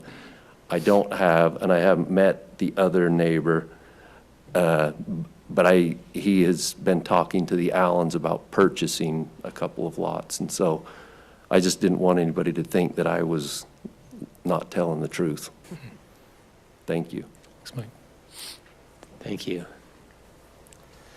All right. Any Sean, I've got a proposed- couple questions. So I'm still having some real reservations, and I know we don't have total control of this as far as the road safety on 1600 South. And so we're beholden to UDOT for that. So this development could be well underway, 2 years, and, I mean, you've already been negotiating with UDOT for years. Yeah. So there is no, at the moment, there is nothing as far as a time frame that you could give for anything safety-wise to be done to this road. To South Main, that'll be, like I mentioned, that'll be proposed as part of the council's budget. But 1600 South. But as far as the intersection, Yeah. yes, that'll be down the road. I can't give you a date. But again, remember what the traffic study says is that this project has very little impact on that. That's an issue that exists, and yes, it's going to continue to get worse. But this project is not the significant contributor to that issue.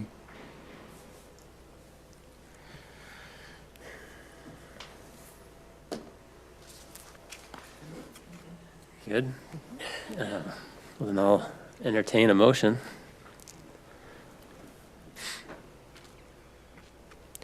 One more clarification. Yeah. As far as egress,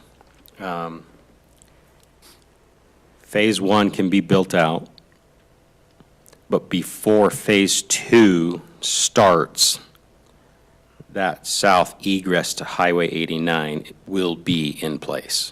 Yeah, they could not record the plat until that's connected. Mhm. Good question. So yeah, potentially you could see some construction, but we wouldn't allow them to record the plat, which makes the lots legal until they have a second point of access.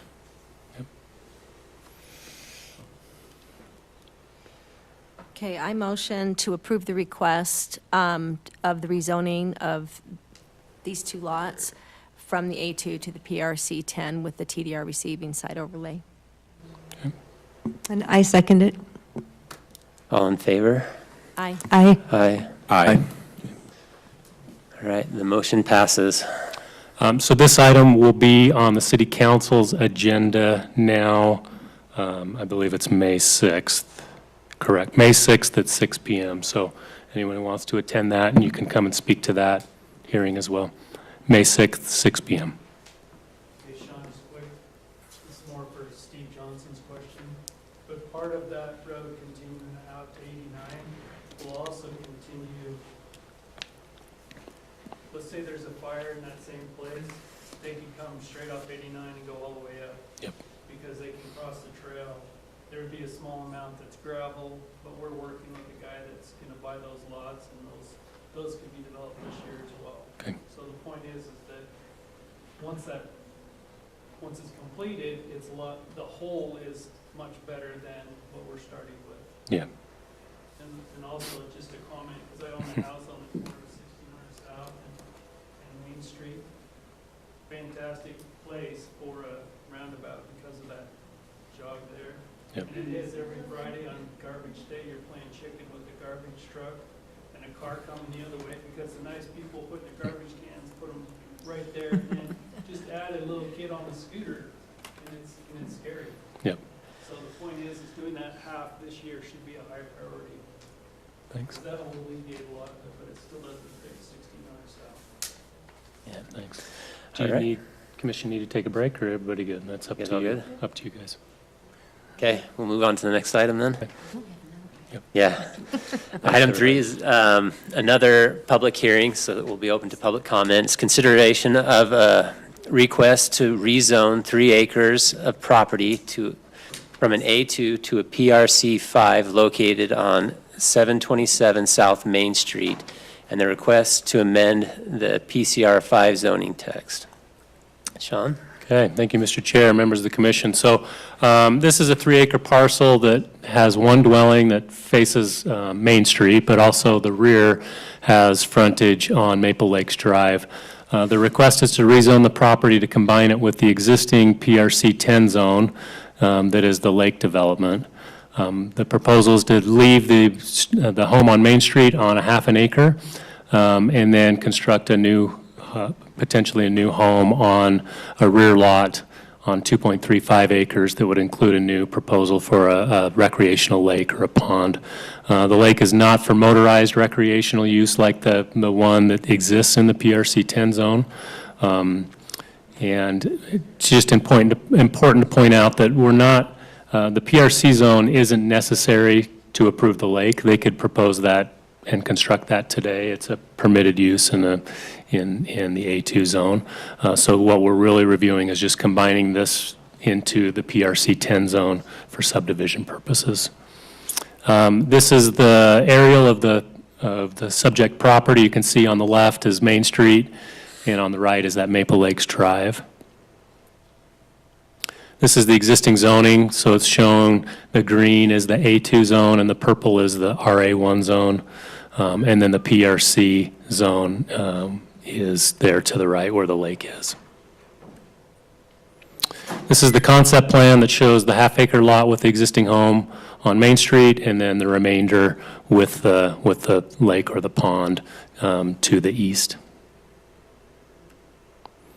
As far as the general plan goes, for this property, it's designated as low-density residential, which is 1 unit per acre, density without TDRs. No TDRs are being proposed as part of this project. The general plan also encourages, as you know, large lot development and the protection of open space. So this is the general plan for that area. So everything in purple is that low-density residential, which is densities of 1 unit per acre. The PRC zone was originally approved as Phase 1 when the lake was originally built, so it was always intended that additional lakes could potentially be added in the future.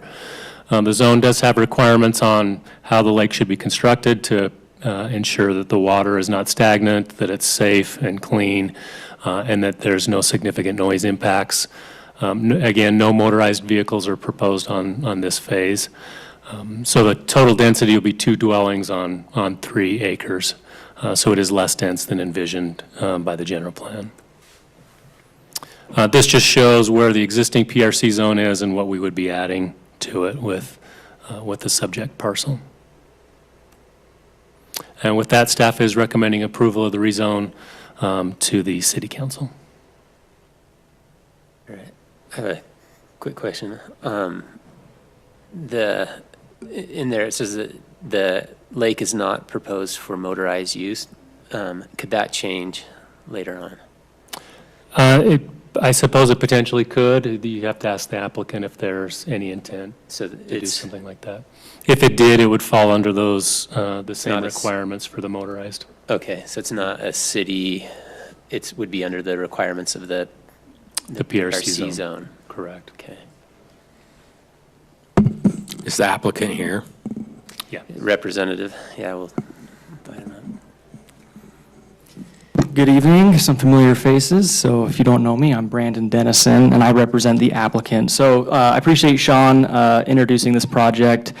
Just want to echo what he said. This is essentially a request to subdivide the property with a little bit of flexibility on lot size, similar to the previous application. We're asking to have the lot that fronts Main Street be left on a half acre, and then the remaining 2.5 acres be left for an additional residential dwelling unit and a pond. The half-acre lot, we think it's quite appropriate here. In the PRC 5 zone, 8 of the 12 lots are on a half-acre or less, and there's only one lot that is substantially larger, and that's the lot on Maple Street. Also across the street to the west, there's a subdivision there full of around half-acre lots. And additionally, the property directly to the north of this one is on a half-acre lot. So we think a half-acre lot there on Main Street is perfectly appropriate. It's a good area for that lot size. And then, of course, we're leaving the remaining 2.5 acres as a standalone lot, which reserves even more open space, and as Sean said, is less dense than what the general plan would otherwise call for. And I'm happy to answer any questions you have. Curious about the motivation for the pond. The motivation for the pond is for private use, for whatever the property owner would like to do with it. Like TJ said, it's not for motorized boats like the larger actual lake in the PRC 5 zone. When this originally, the PRC 5 zone was first made, the smaller lots were allotted because of the open space that was granted. Right. Is the new lake going to be dedicated as open space, or is it going to be different, considered different from the existing lake that's there? It could certainly be dedicated as open space. It's not part of the plan right now. Not part of the plan right now, so it's a little bit different.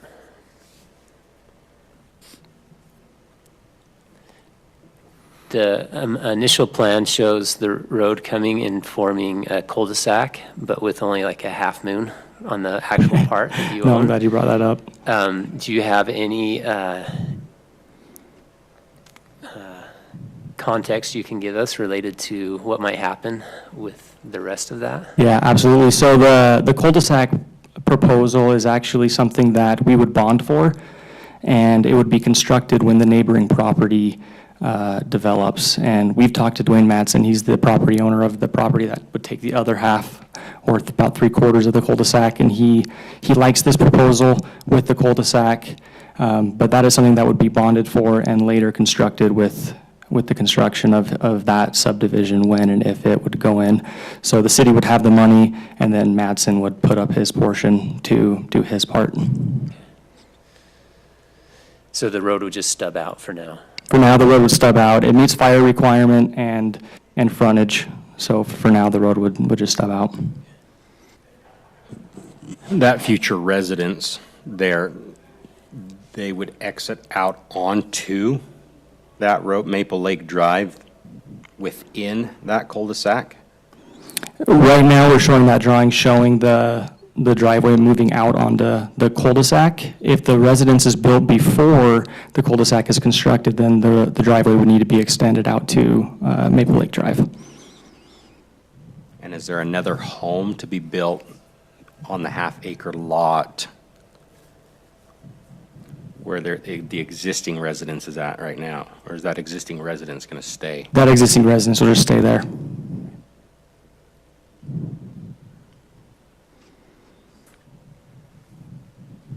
There was a question about water Yeah, And just conservation of water.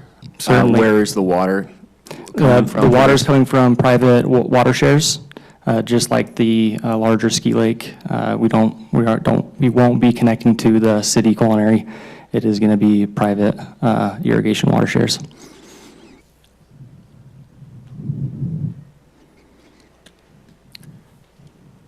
I'm just curious. I still don't understand the purpose of the pond, other than putting a boat on it, maybe some fish. Is that it? Yeah, it will be stocked with fish, and if boats are on there, they wouldn't be motorized.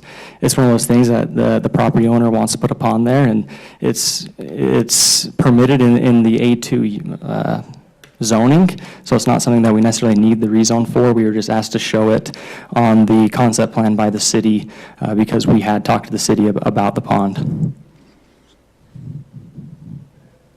Yeah, the main reason we're showing it is to ensure that people weren't surprised later on, right? Oh, there's a big lake back there.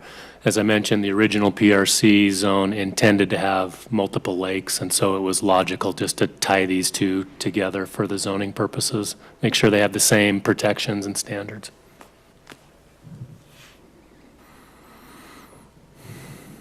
Any additional questions for the applicant?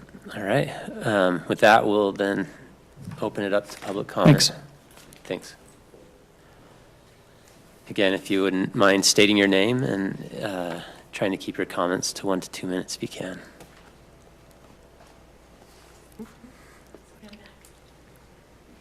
This is actually the reason I came, to ask a few questions about this. My name is Laura Jones.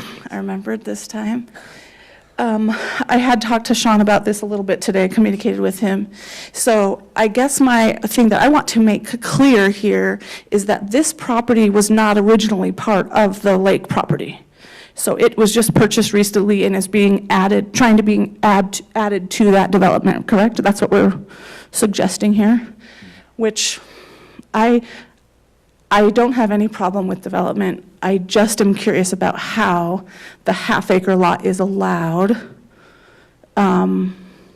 because I go to church with a bunch of people on this road, and they have much larger properties. There are some non-conforming along there, but it seems like when I have to, people, I mean, as stated, they wanted to do this with a little flexibility, which I think should be granted to property owners in Mapleton, so I agree. I just want to make sure that that is granted across the board to everybody, because this is the previous mayor's property, if other people don't know that, and that concerns me that he gets special treatment, and that is just a concern that I want to make sure is clear across the board. Maybe other people don't think that, and that's fine. I don't want to think that either. I see that it's being added to the PRC, and so it's being granted this access as a half-acre lot, but I feel like that's a special thing, that you're making it part of the PRC as a half-acre before it is in that zone. So I guess what I'm saying is I'm for it, if everybody can have flexibility in their lots, because I don't mind what people want to do. Same with the other property, I don't mind. It's just how it affects other people. I do think that personal property owners should have rights to do what they want, because I don't think that this would affect the level of open space that is even visible from Main Street. It's all going to look the same. So I guess my concern is, and maybe you guys know how that is, I mean, Sean has been explaining it to me, but how that is able to be done so easily.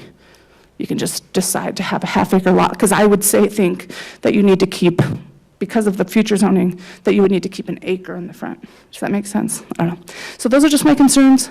I'm not against it. I'm just curious to how, just visibility, how is this allowed, so that I can know from my own future purposes. And, just keeping things according to how they should be. Thank you. Thanks.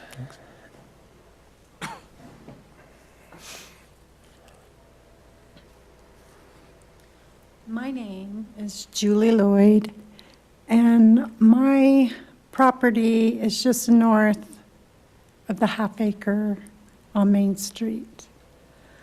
I do not want a lake behind my property.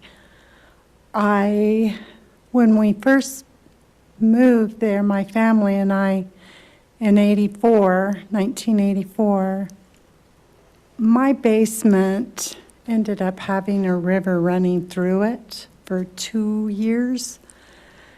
And there is a problem with ground water table level. I'm really concerned about this idea. I want to be clear that I love Mapleton. I enjoyed being here. I really enjoyed hearing the meadowlarks in the morning in the fields and the tractors that work the land around me. I really did enjoy that a lot, but that's changed a lot since the last few years. And I understand that development is, inevitable. It's a beautiful place, and, far be it for me to object to anybody else enjoying it as well. I just want to know what this is going to do to my property. I worked really hard to be here. I'm a widow, and I've been divorced, and I'm now retired, and I'm enjoying this, but this is really a big concern to me as soon as I saw what was being proposed. The air traffic is intense, which, is just something I didn't really expect, but have learned to accept. The traffic on Main Street is atrocious with the construction. I know they were doing work at Popple Creek Canyon, and a lot of those dump trucks hauled back and forth all day long, during the week and everything. And a lot of those people do not drive the speed limit when they go down that road. As I mentioned before, my house is set near Main Street. I'm really concerned on what my future is there. So thank you for listening, and thank you for being here. Thank you. Any other comments? I just have one, not a comment. Can you tell me what the PRC, the definition of that zoning now, if it's been changed? Yeah, so the PRC stands for Planned Residential Development. And if you have a certain amount of acreage, you can propose to be a part of that. And usually it's meant for developments that are using some type of creative method or open space or trail component that isn't typically proposed in a normal development. So when the lakes proposal was made, it was, hey, we're gonna create this 10 acres of open space through the development of a lake, and in exchange, we'll allow we'll propose smaller lots. And so the number of lots is not different. So if you took away the lake, they would have the same number of lots. They just would extend to the property line to the east. So the total number of lots doesn't change. It's just how you configure them and if there's an open space component. And so in this case, where they're proposing an additional lake, that the lake was intended to have multiple lakes in the area, multiple phases, it just seemed logical to tie the two together, especially when it's the same developer. Maybe I misunderstood in the beginning. I thought that to have that zoning, you have to allow the neighborhood or the subdivision to use whatever you're improving there, like a park, a swimming pool, or something else. It was for the area, a neighborhood. Yeah. Has that been changed? It was not, that's never been required. That's part of what many have proposed is a park space or an open space. But in other cases, it's just the dedication of open space, doing fewer lots than you could have otherwise done originally. So in this case, they could propose to do the cul-de-sac and do 2 or 3 more additional lots in there, but instead they're proposing to have an open space amenity, which would be the pond and and one additional lot, so. My greenhouse out in the field, I can have the PRC zoning. You'd need 15, you need a certain number of acres total. Mhm. That's just 3 acres. Yes, but again, it's being tied with a larger. Mhm. That's the proposal, so. Mhm. And I'm sorry, question. And the reason it can is because it's the same developer.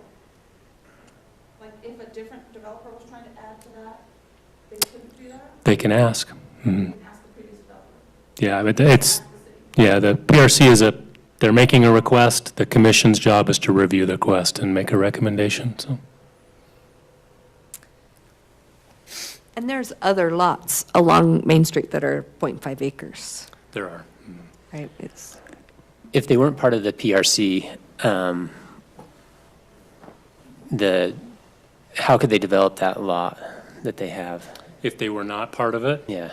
the general plan indicates a zoning of 1 unit per acre, so they could do 1 and the remainder on 2 acres instead of So they're not 1. exceeding any Correct. density. Yeah, it's just no one lot. TDRs being The lot line exchanged. would shift, is basically the only change you'd see.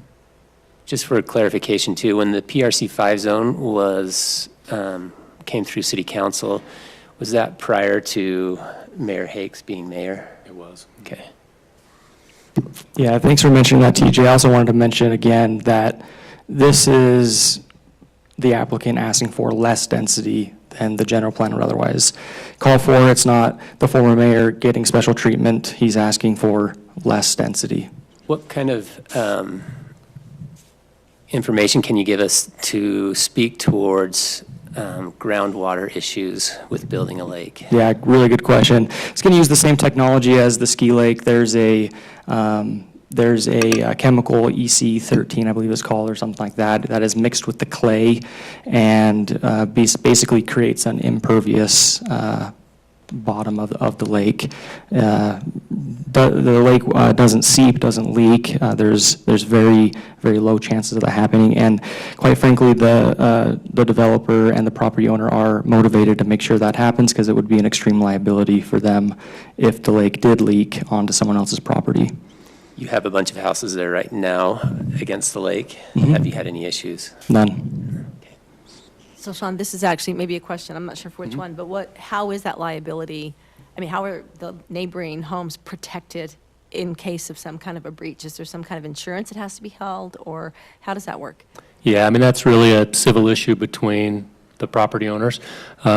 What the applicant's saying is correct, though. The situation with the groundwater most likely will be significantly improved with this proposal, because if you're flood irrigating, all that irrigation water is going into the ground, which that's the issue they've had in the past, is it's irrigated, gone into the ground, and then made its way into the neighboring basements. In this case, where you have a sealed liner, that water is going to be contained and not seeping.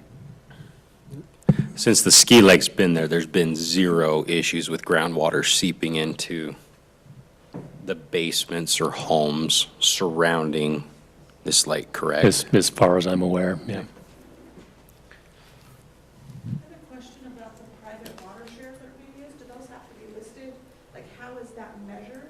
Or do you just say, I have private water shares and put as much water in it? Like, do we show the water that we use?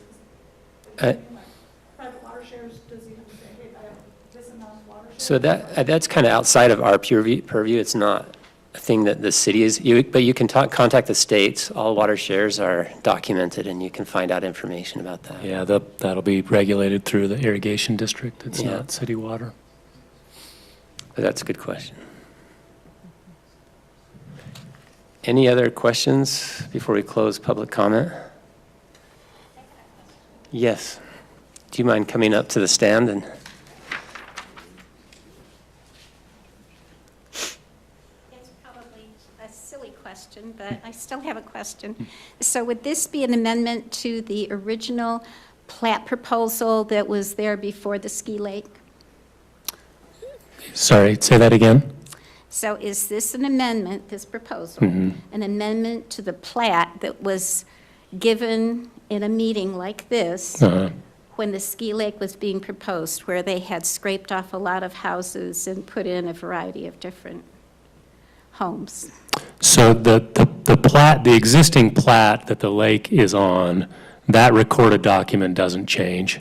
Okay. It's but- just included in the zone, So the zoning area. Is this new one that they're proposing an amendment to what had been proposed right before the ski lake was proposed? Before the ski lake was, like you mean a proposal? It was in the meeting when the ski lake was proposed, Mm-hmm. and there was a huge plat put up here of what was projected that would happen in Mapleton. And so I'm just wondering if this little plat right here is a proposal that's amending that plat. Are you talking the city's plan or an applicant's plan? No, it was the city's, well, that's a good question. I don't know which was which. Yeah, so if you're talking about, this is the city's long-range plan that just shows recommended densities. Okay. And so, no, they're not proposing to change that plan. All right, thank you Yeah, very much. thanks. Mhm.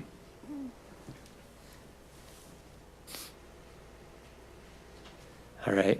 If there are no further questions, we'll go ahead and close public comment and open it up to the commission for any further questions. All right, if there's no further questions, we'll entertain a motion.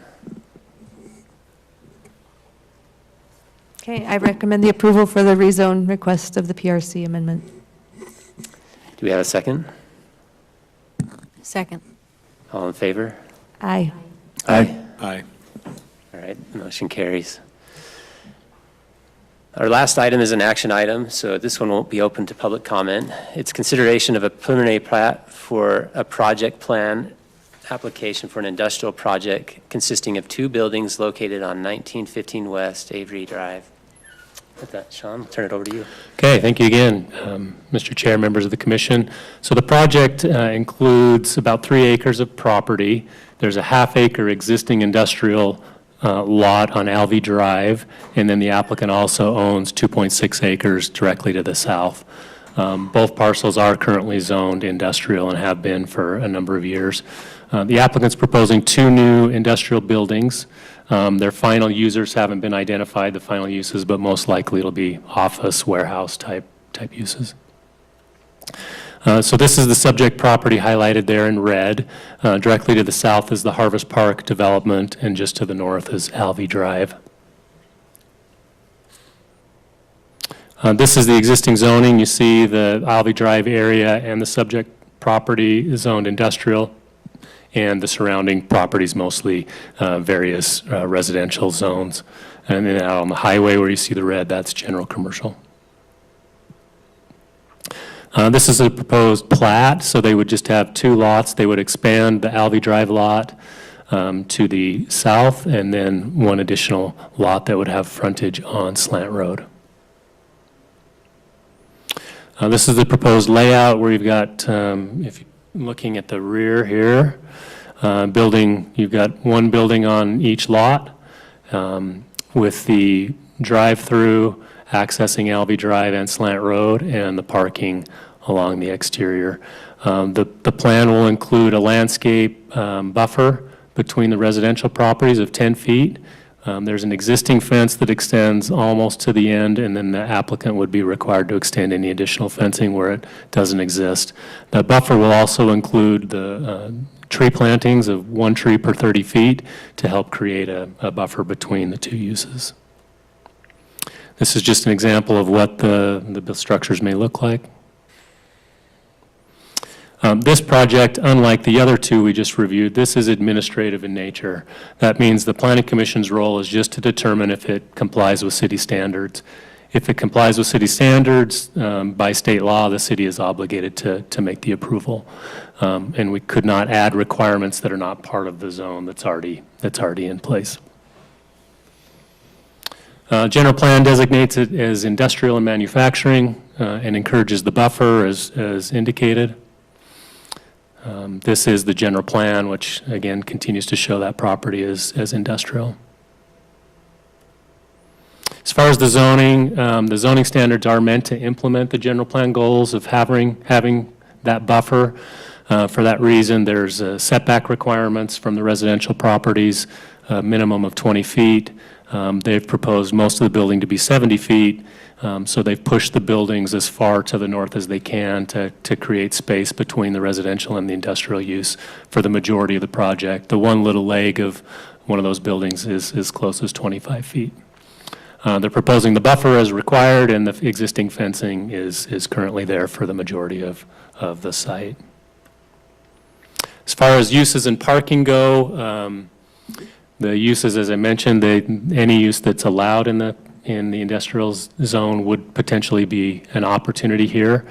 The parking will be based on those uses, so when an application is submitted for a business license, the city will evaluate the existing parking, determine whether that use would be allowed based on the required parking. As far as lighting and noise, the lighting will be required to have cutoff shields so that the lighting is directed downward and kept on site. The industrial uses you would expect during the day is, a normal industrial area, but we'll have to comply with the disturbing the peace ordinance from 10 p.m. to 7 a.m., and that would include garbage pickup. So staff's recommendation is approval of the subdivision and the project plan with the conditions outlined in the report. That, I'd be happy to answer any questions, or the applicant, I believe, is here, that they can address any questions you might have. Is the applicant here?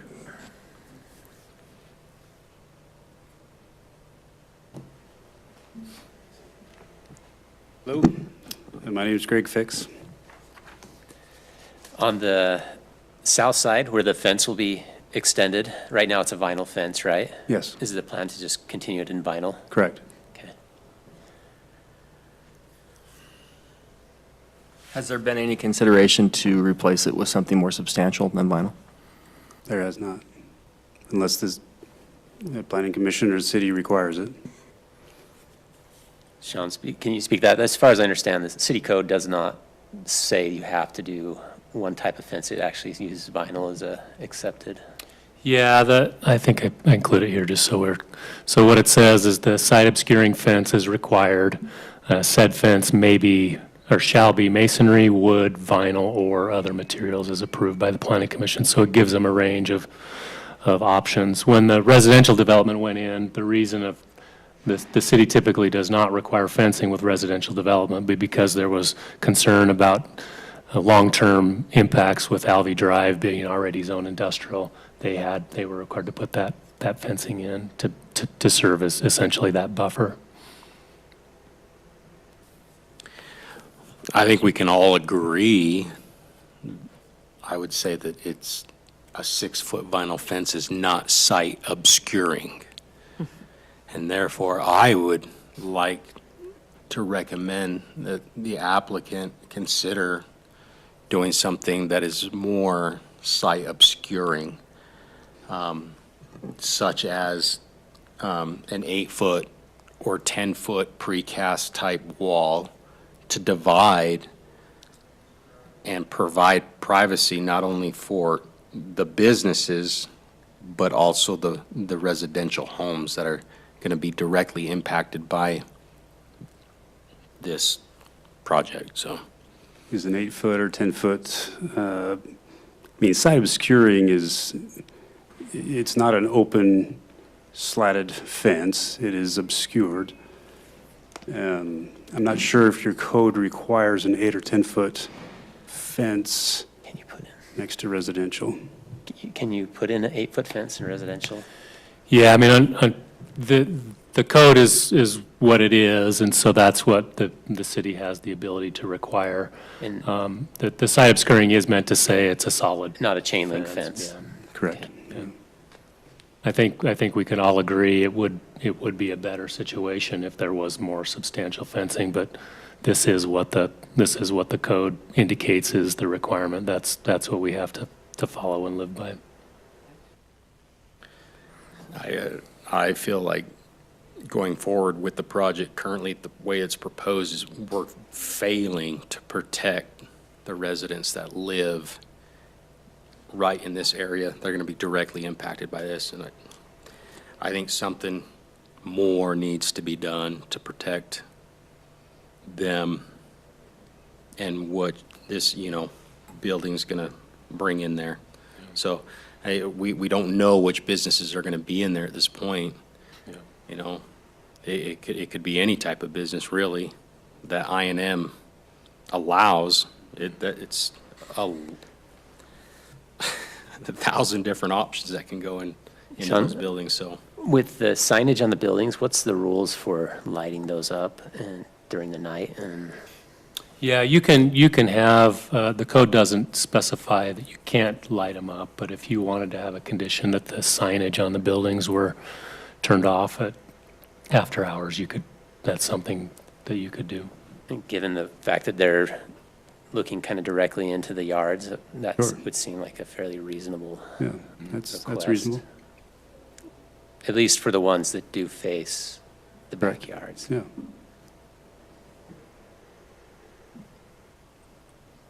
What about trees? You talked a little bit about trees.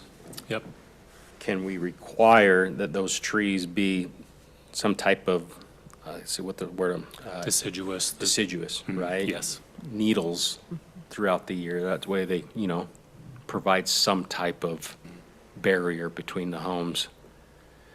So that would be an evergreen. It's An every 30 evergreen, feet. yeah, sorry. Yeah, typically they're deciduous trees or the leaf bearing. No, which I don't, leaf bearings, they don't provide any type of buffering, 6 months out Problem of the with year. the others is the planter strips typically aren't big enough for a substantial pine-type tree, and they grow vertical as opposed to. I understand that, but I just feel we got to do something more to protect the residents here. We are 70 feet. There's 70 feet from the property line to the front of the building. And the How tall is the building in? It's 25 feet. 25. 27, yeah. So from their backyards, they might see, How tall are the houses? They're 20, and they're these are, probably it's just a 30? 35. single story, and there's no second level that would be looking into the There- backyards. There's a few homes in there that are two-story. Well, no, I'm saying on our side. On their side, the industrial side. And are these units going to be all leased, or are you going to condo any of these units? What are you going to do? All lease, So you won't be selling condo units at all? no. Would the city even permit that? You could, yes. Mhm. Okay. And what are the parking ratios, just curious? That's a good Like 1.5? question. I don't have that on hand. It's About 1.5? whatever the city requires, yeah. Yeah, and they may be restricting themselves by the number of parking spaces they provided because they are on the low side. That's in And so terms that may limit the uses that can go in. If one goes in and the use requires a certain number of spaces. Right, I mean, if you Depends get on the amount of office versus the warehouse space. We imagine mostly it'd be small office and warehouse. Yeah. Yeah.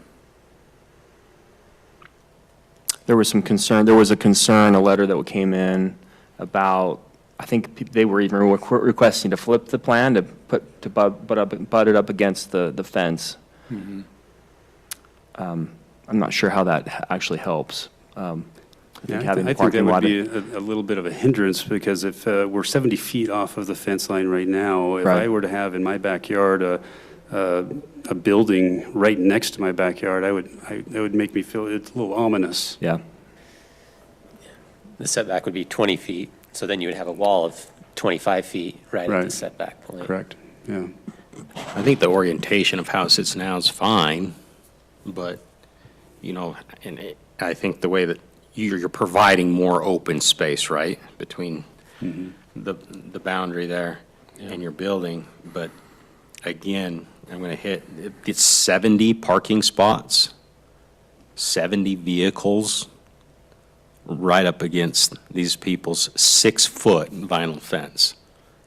It's just, this isn't good enough. And I'm going to leave it there. Can we propose to change that so it's taller? Is that? You can, but you can't apply a future change to an existing Oh, okay. applicant. It's the challenge. Okay. So that could be That's amended by the city council. I would say that's a city council thing when it comes to amending code. Yeah, you can make a recommendation that we could draft something to bring to you for sure. Can we do that now for future, or is that not Yeah. appropriate this time? Yeah, it would still have to go through a process, but you could direct us to do that. The general commercial code was amended. It was to do And that. in the spirit of doing that was to prevent this from occurring. But the INM was overlooked. Just wasn't included. And so that's where I believe we're in a corner right now, right? Is the applicant, are you willing to do something better? Something that, better. Well, it's something we could look at, but again, if we are within what the code allows, I'm not sure why. I mean, we have a 10-foot buffer from the fence line, the property line, to a parked car. You have trees every 30 feet. Trees every 30 feet. Are those the sycamore type, or what kind? Doesn't matter. Does it not specify here? No, it It's just on roadway. requires the trees every 30 feet.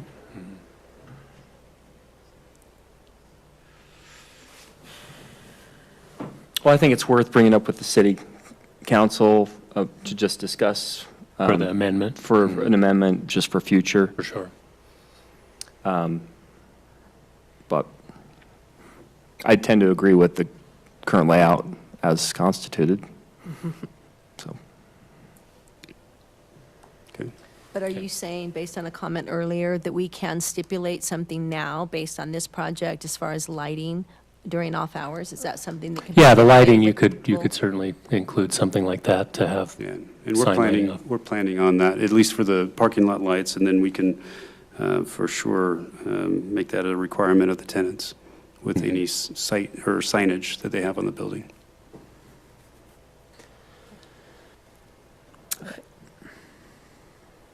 All right, anyone want to make a motion? Sean, there's nothing that we can do. Our hands are tied. Yeah.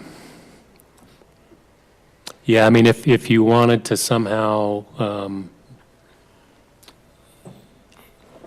any adjustment would have to be based on some study that's been completed that showed, if we are, that there was some impact beyond the normal, what normally would be expected in a type of project like this. And in this case, where it's been an industrial zone project for 30 years, our responsibility is to review the ordinance as currently constituted. Would it help you feel a little better about it if we looked at increasing the density of trees along that buffer? I would prefer an 8-foot precasted fence for them. That's what I would prefer, if not 10 feet, but I mean, that's what I would prefer. Okay. Definitely increasing the trees, as density definitely helps, but my preferred is to throw up something that's more sight obscuring. And there's nothing stopping the landowner from doing that, right? Pulling the vinyl fence down and putting up a concrete fence, if they would prefer. Correct. So, TJ, I couldn't hear you. What'd you say? if the landowner wanted to put up a bigger fence that was concrete, they would have the ability to do that. So this doesn't prohibit you developing this property, doesn't prohibit them from doing that. From putting up their own fence? Yeah, putting up their own fence. This is just, But city code only allows a 6-foot fence, correct? So interestingly, in the residential zone, they could add a lattice. So an individual property owner could add a 2-foot. It's essentially meant for deer control, but you could propose something like that, and a neighbor could put one up if they chose to add some to their existing fence. And I have to say, too, the aesthetics of the building itself, compared to what is existing there, is much improved. Yeah. What the building elevations are or will be.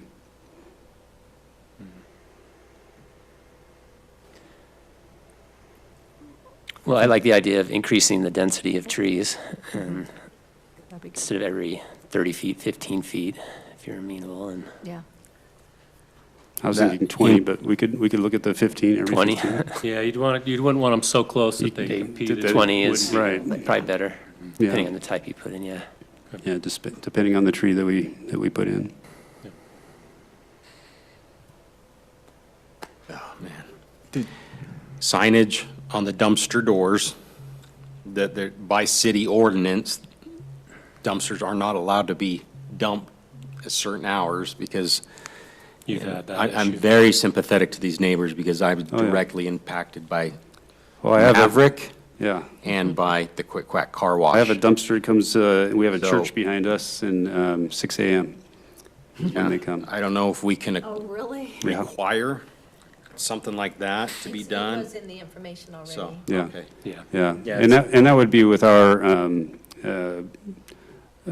agreement that we have with the, Right. Maverick said that too, Quick Quack said that too, between their agreement, but it doesn't happen.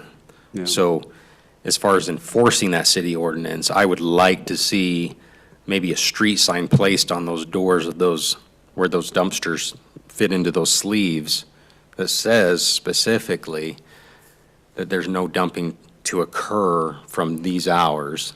and you think that would deter the guy coming in to dump? Not the dump, I think he's the Garbage garage. truck. Or coming the to pick garage, up the the garbage dumpsters. truck from coming. That's the issue, is the garbage truck's coming late at night. That's what the condition's meant to Yeah, prohibit. yeah. But a signage on their dumpster, I don't know if that would deter them, they'd still dump it. Well, I think it would help. I mean, because I've been experiencing the same issue for 9 years now, or going on 9 years now, you know, and recently adding the Quick Quack, you know. I'd fine So, us if we're not everything adhering that to we can do, the city ordinance. everything that we can do to try and make the impact less on the neighbors and being good Sure. neighbors. And Yeah. my number one concern, and I feel like my number one responsibility is to represent landowners, but also the people who are currently there, right? And the impacts that this is going to have on their day-to-day lives. So, and I just feel like, honestly, we're doing them dirty by not requiring and having this whole I&M overlooked when the ordinance was changed, you know, a while back. So I think we can do better, and we should do better.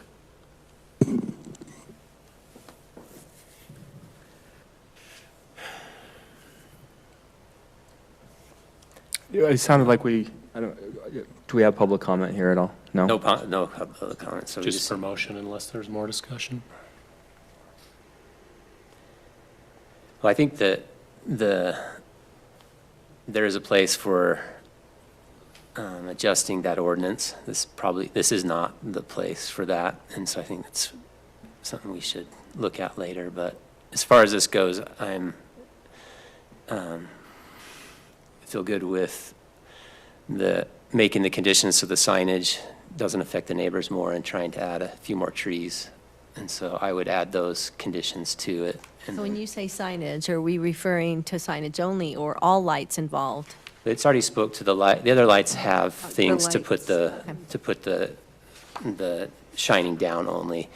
But the lights on the actual building, that was my concern. And so I would propose that we approve as written with the additional considerations that we adjust so that there's no signage after our lighting is turned off at dark and every 20 feet at a tree. That would be my proposal. If there's a second, we'll go with it. If not, we'll try again. I'll second it. All right. All in favor? Aye. Aye. Nay. Can we also have a stipulation, maybe this is a separate motion, that the city council visit this? Yeah, the commission's given me that okay, direction. Yep. right. Do we get, all right, Well, you had votes for yes. two, So three votes for yes. And then ask Four. for a vote for, No, I did. Okay, and we got one nay. Ryan said nay. So, okay, so it passes. so that passes. Thank you, everyone, for participating tonight, and Thank you. Okay, that thanks, will guys. close. There you go.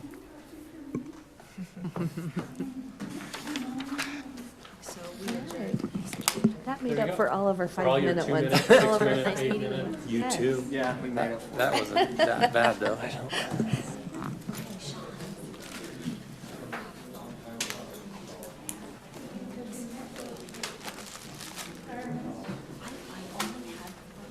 It might not have been all the way, because it was on the part-time. You sent it on first. I had to go on the website.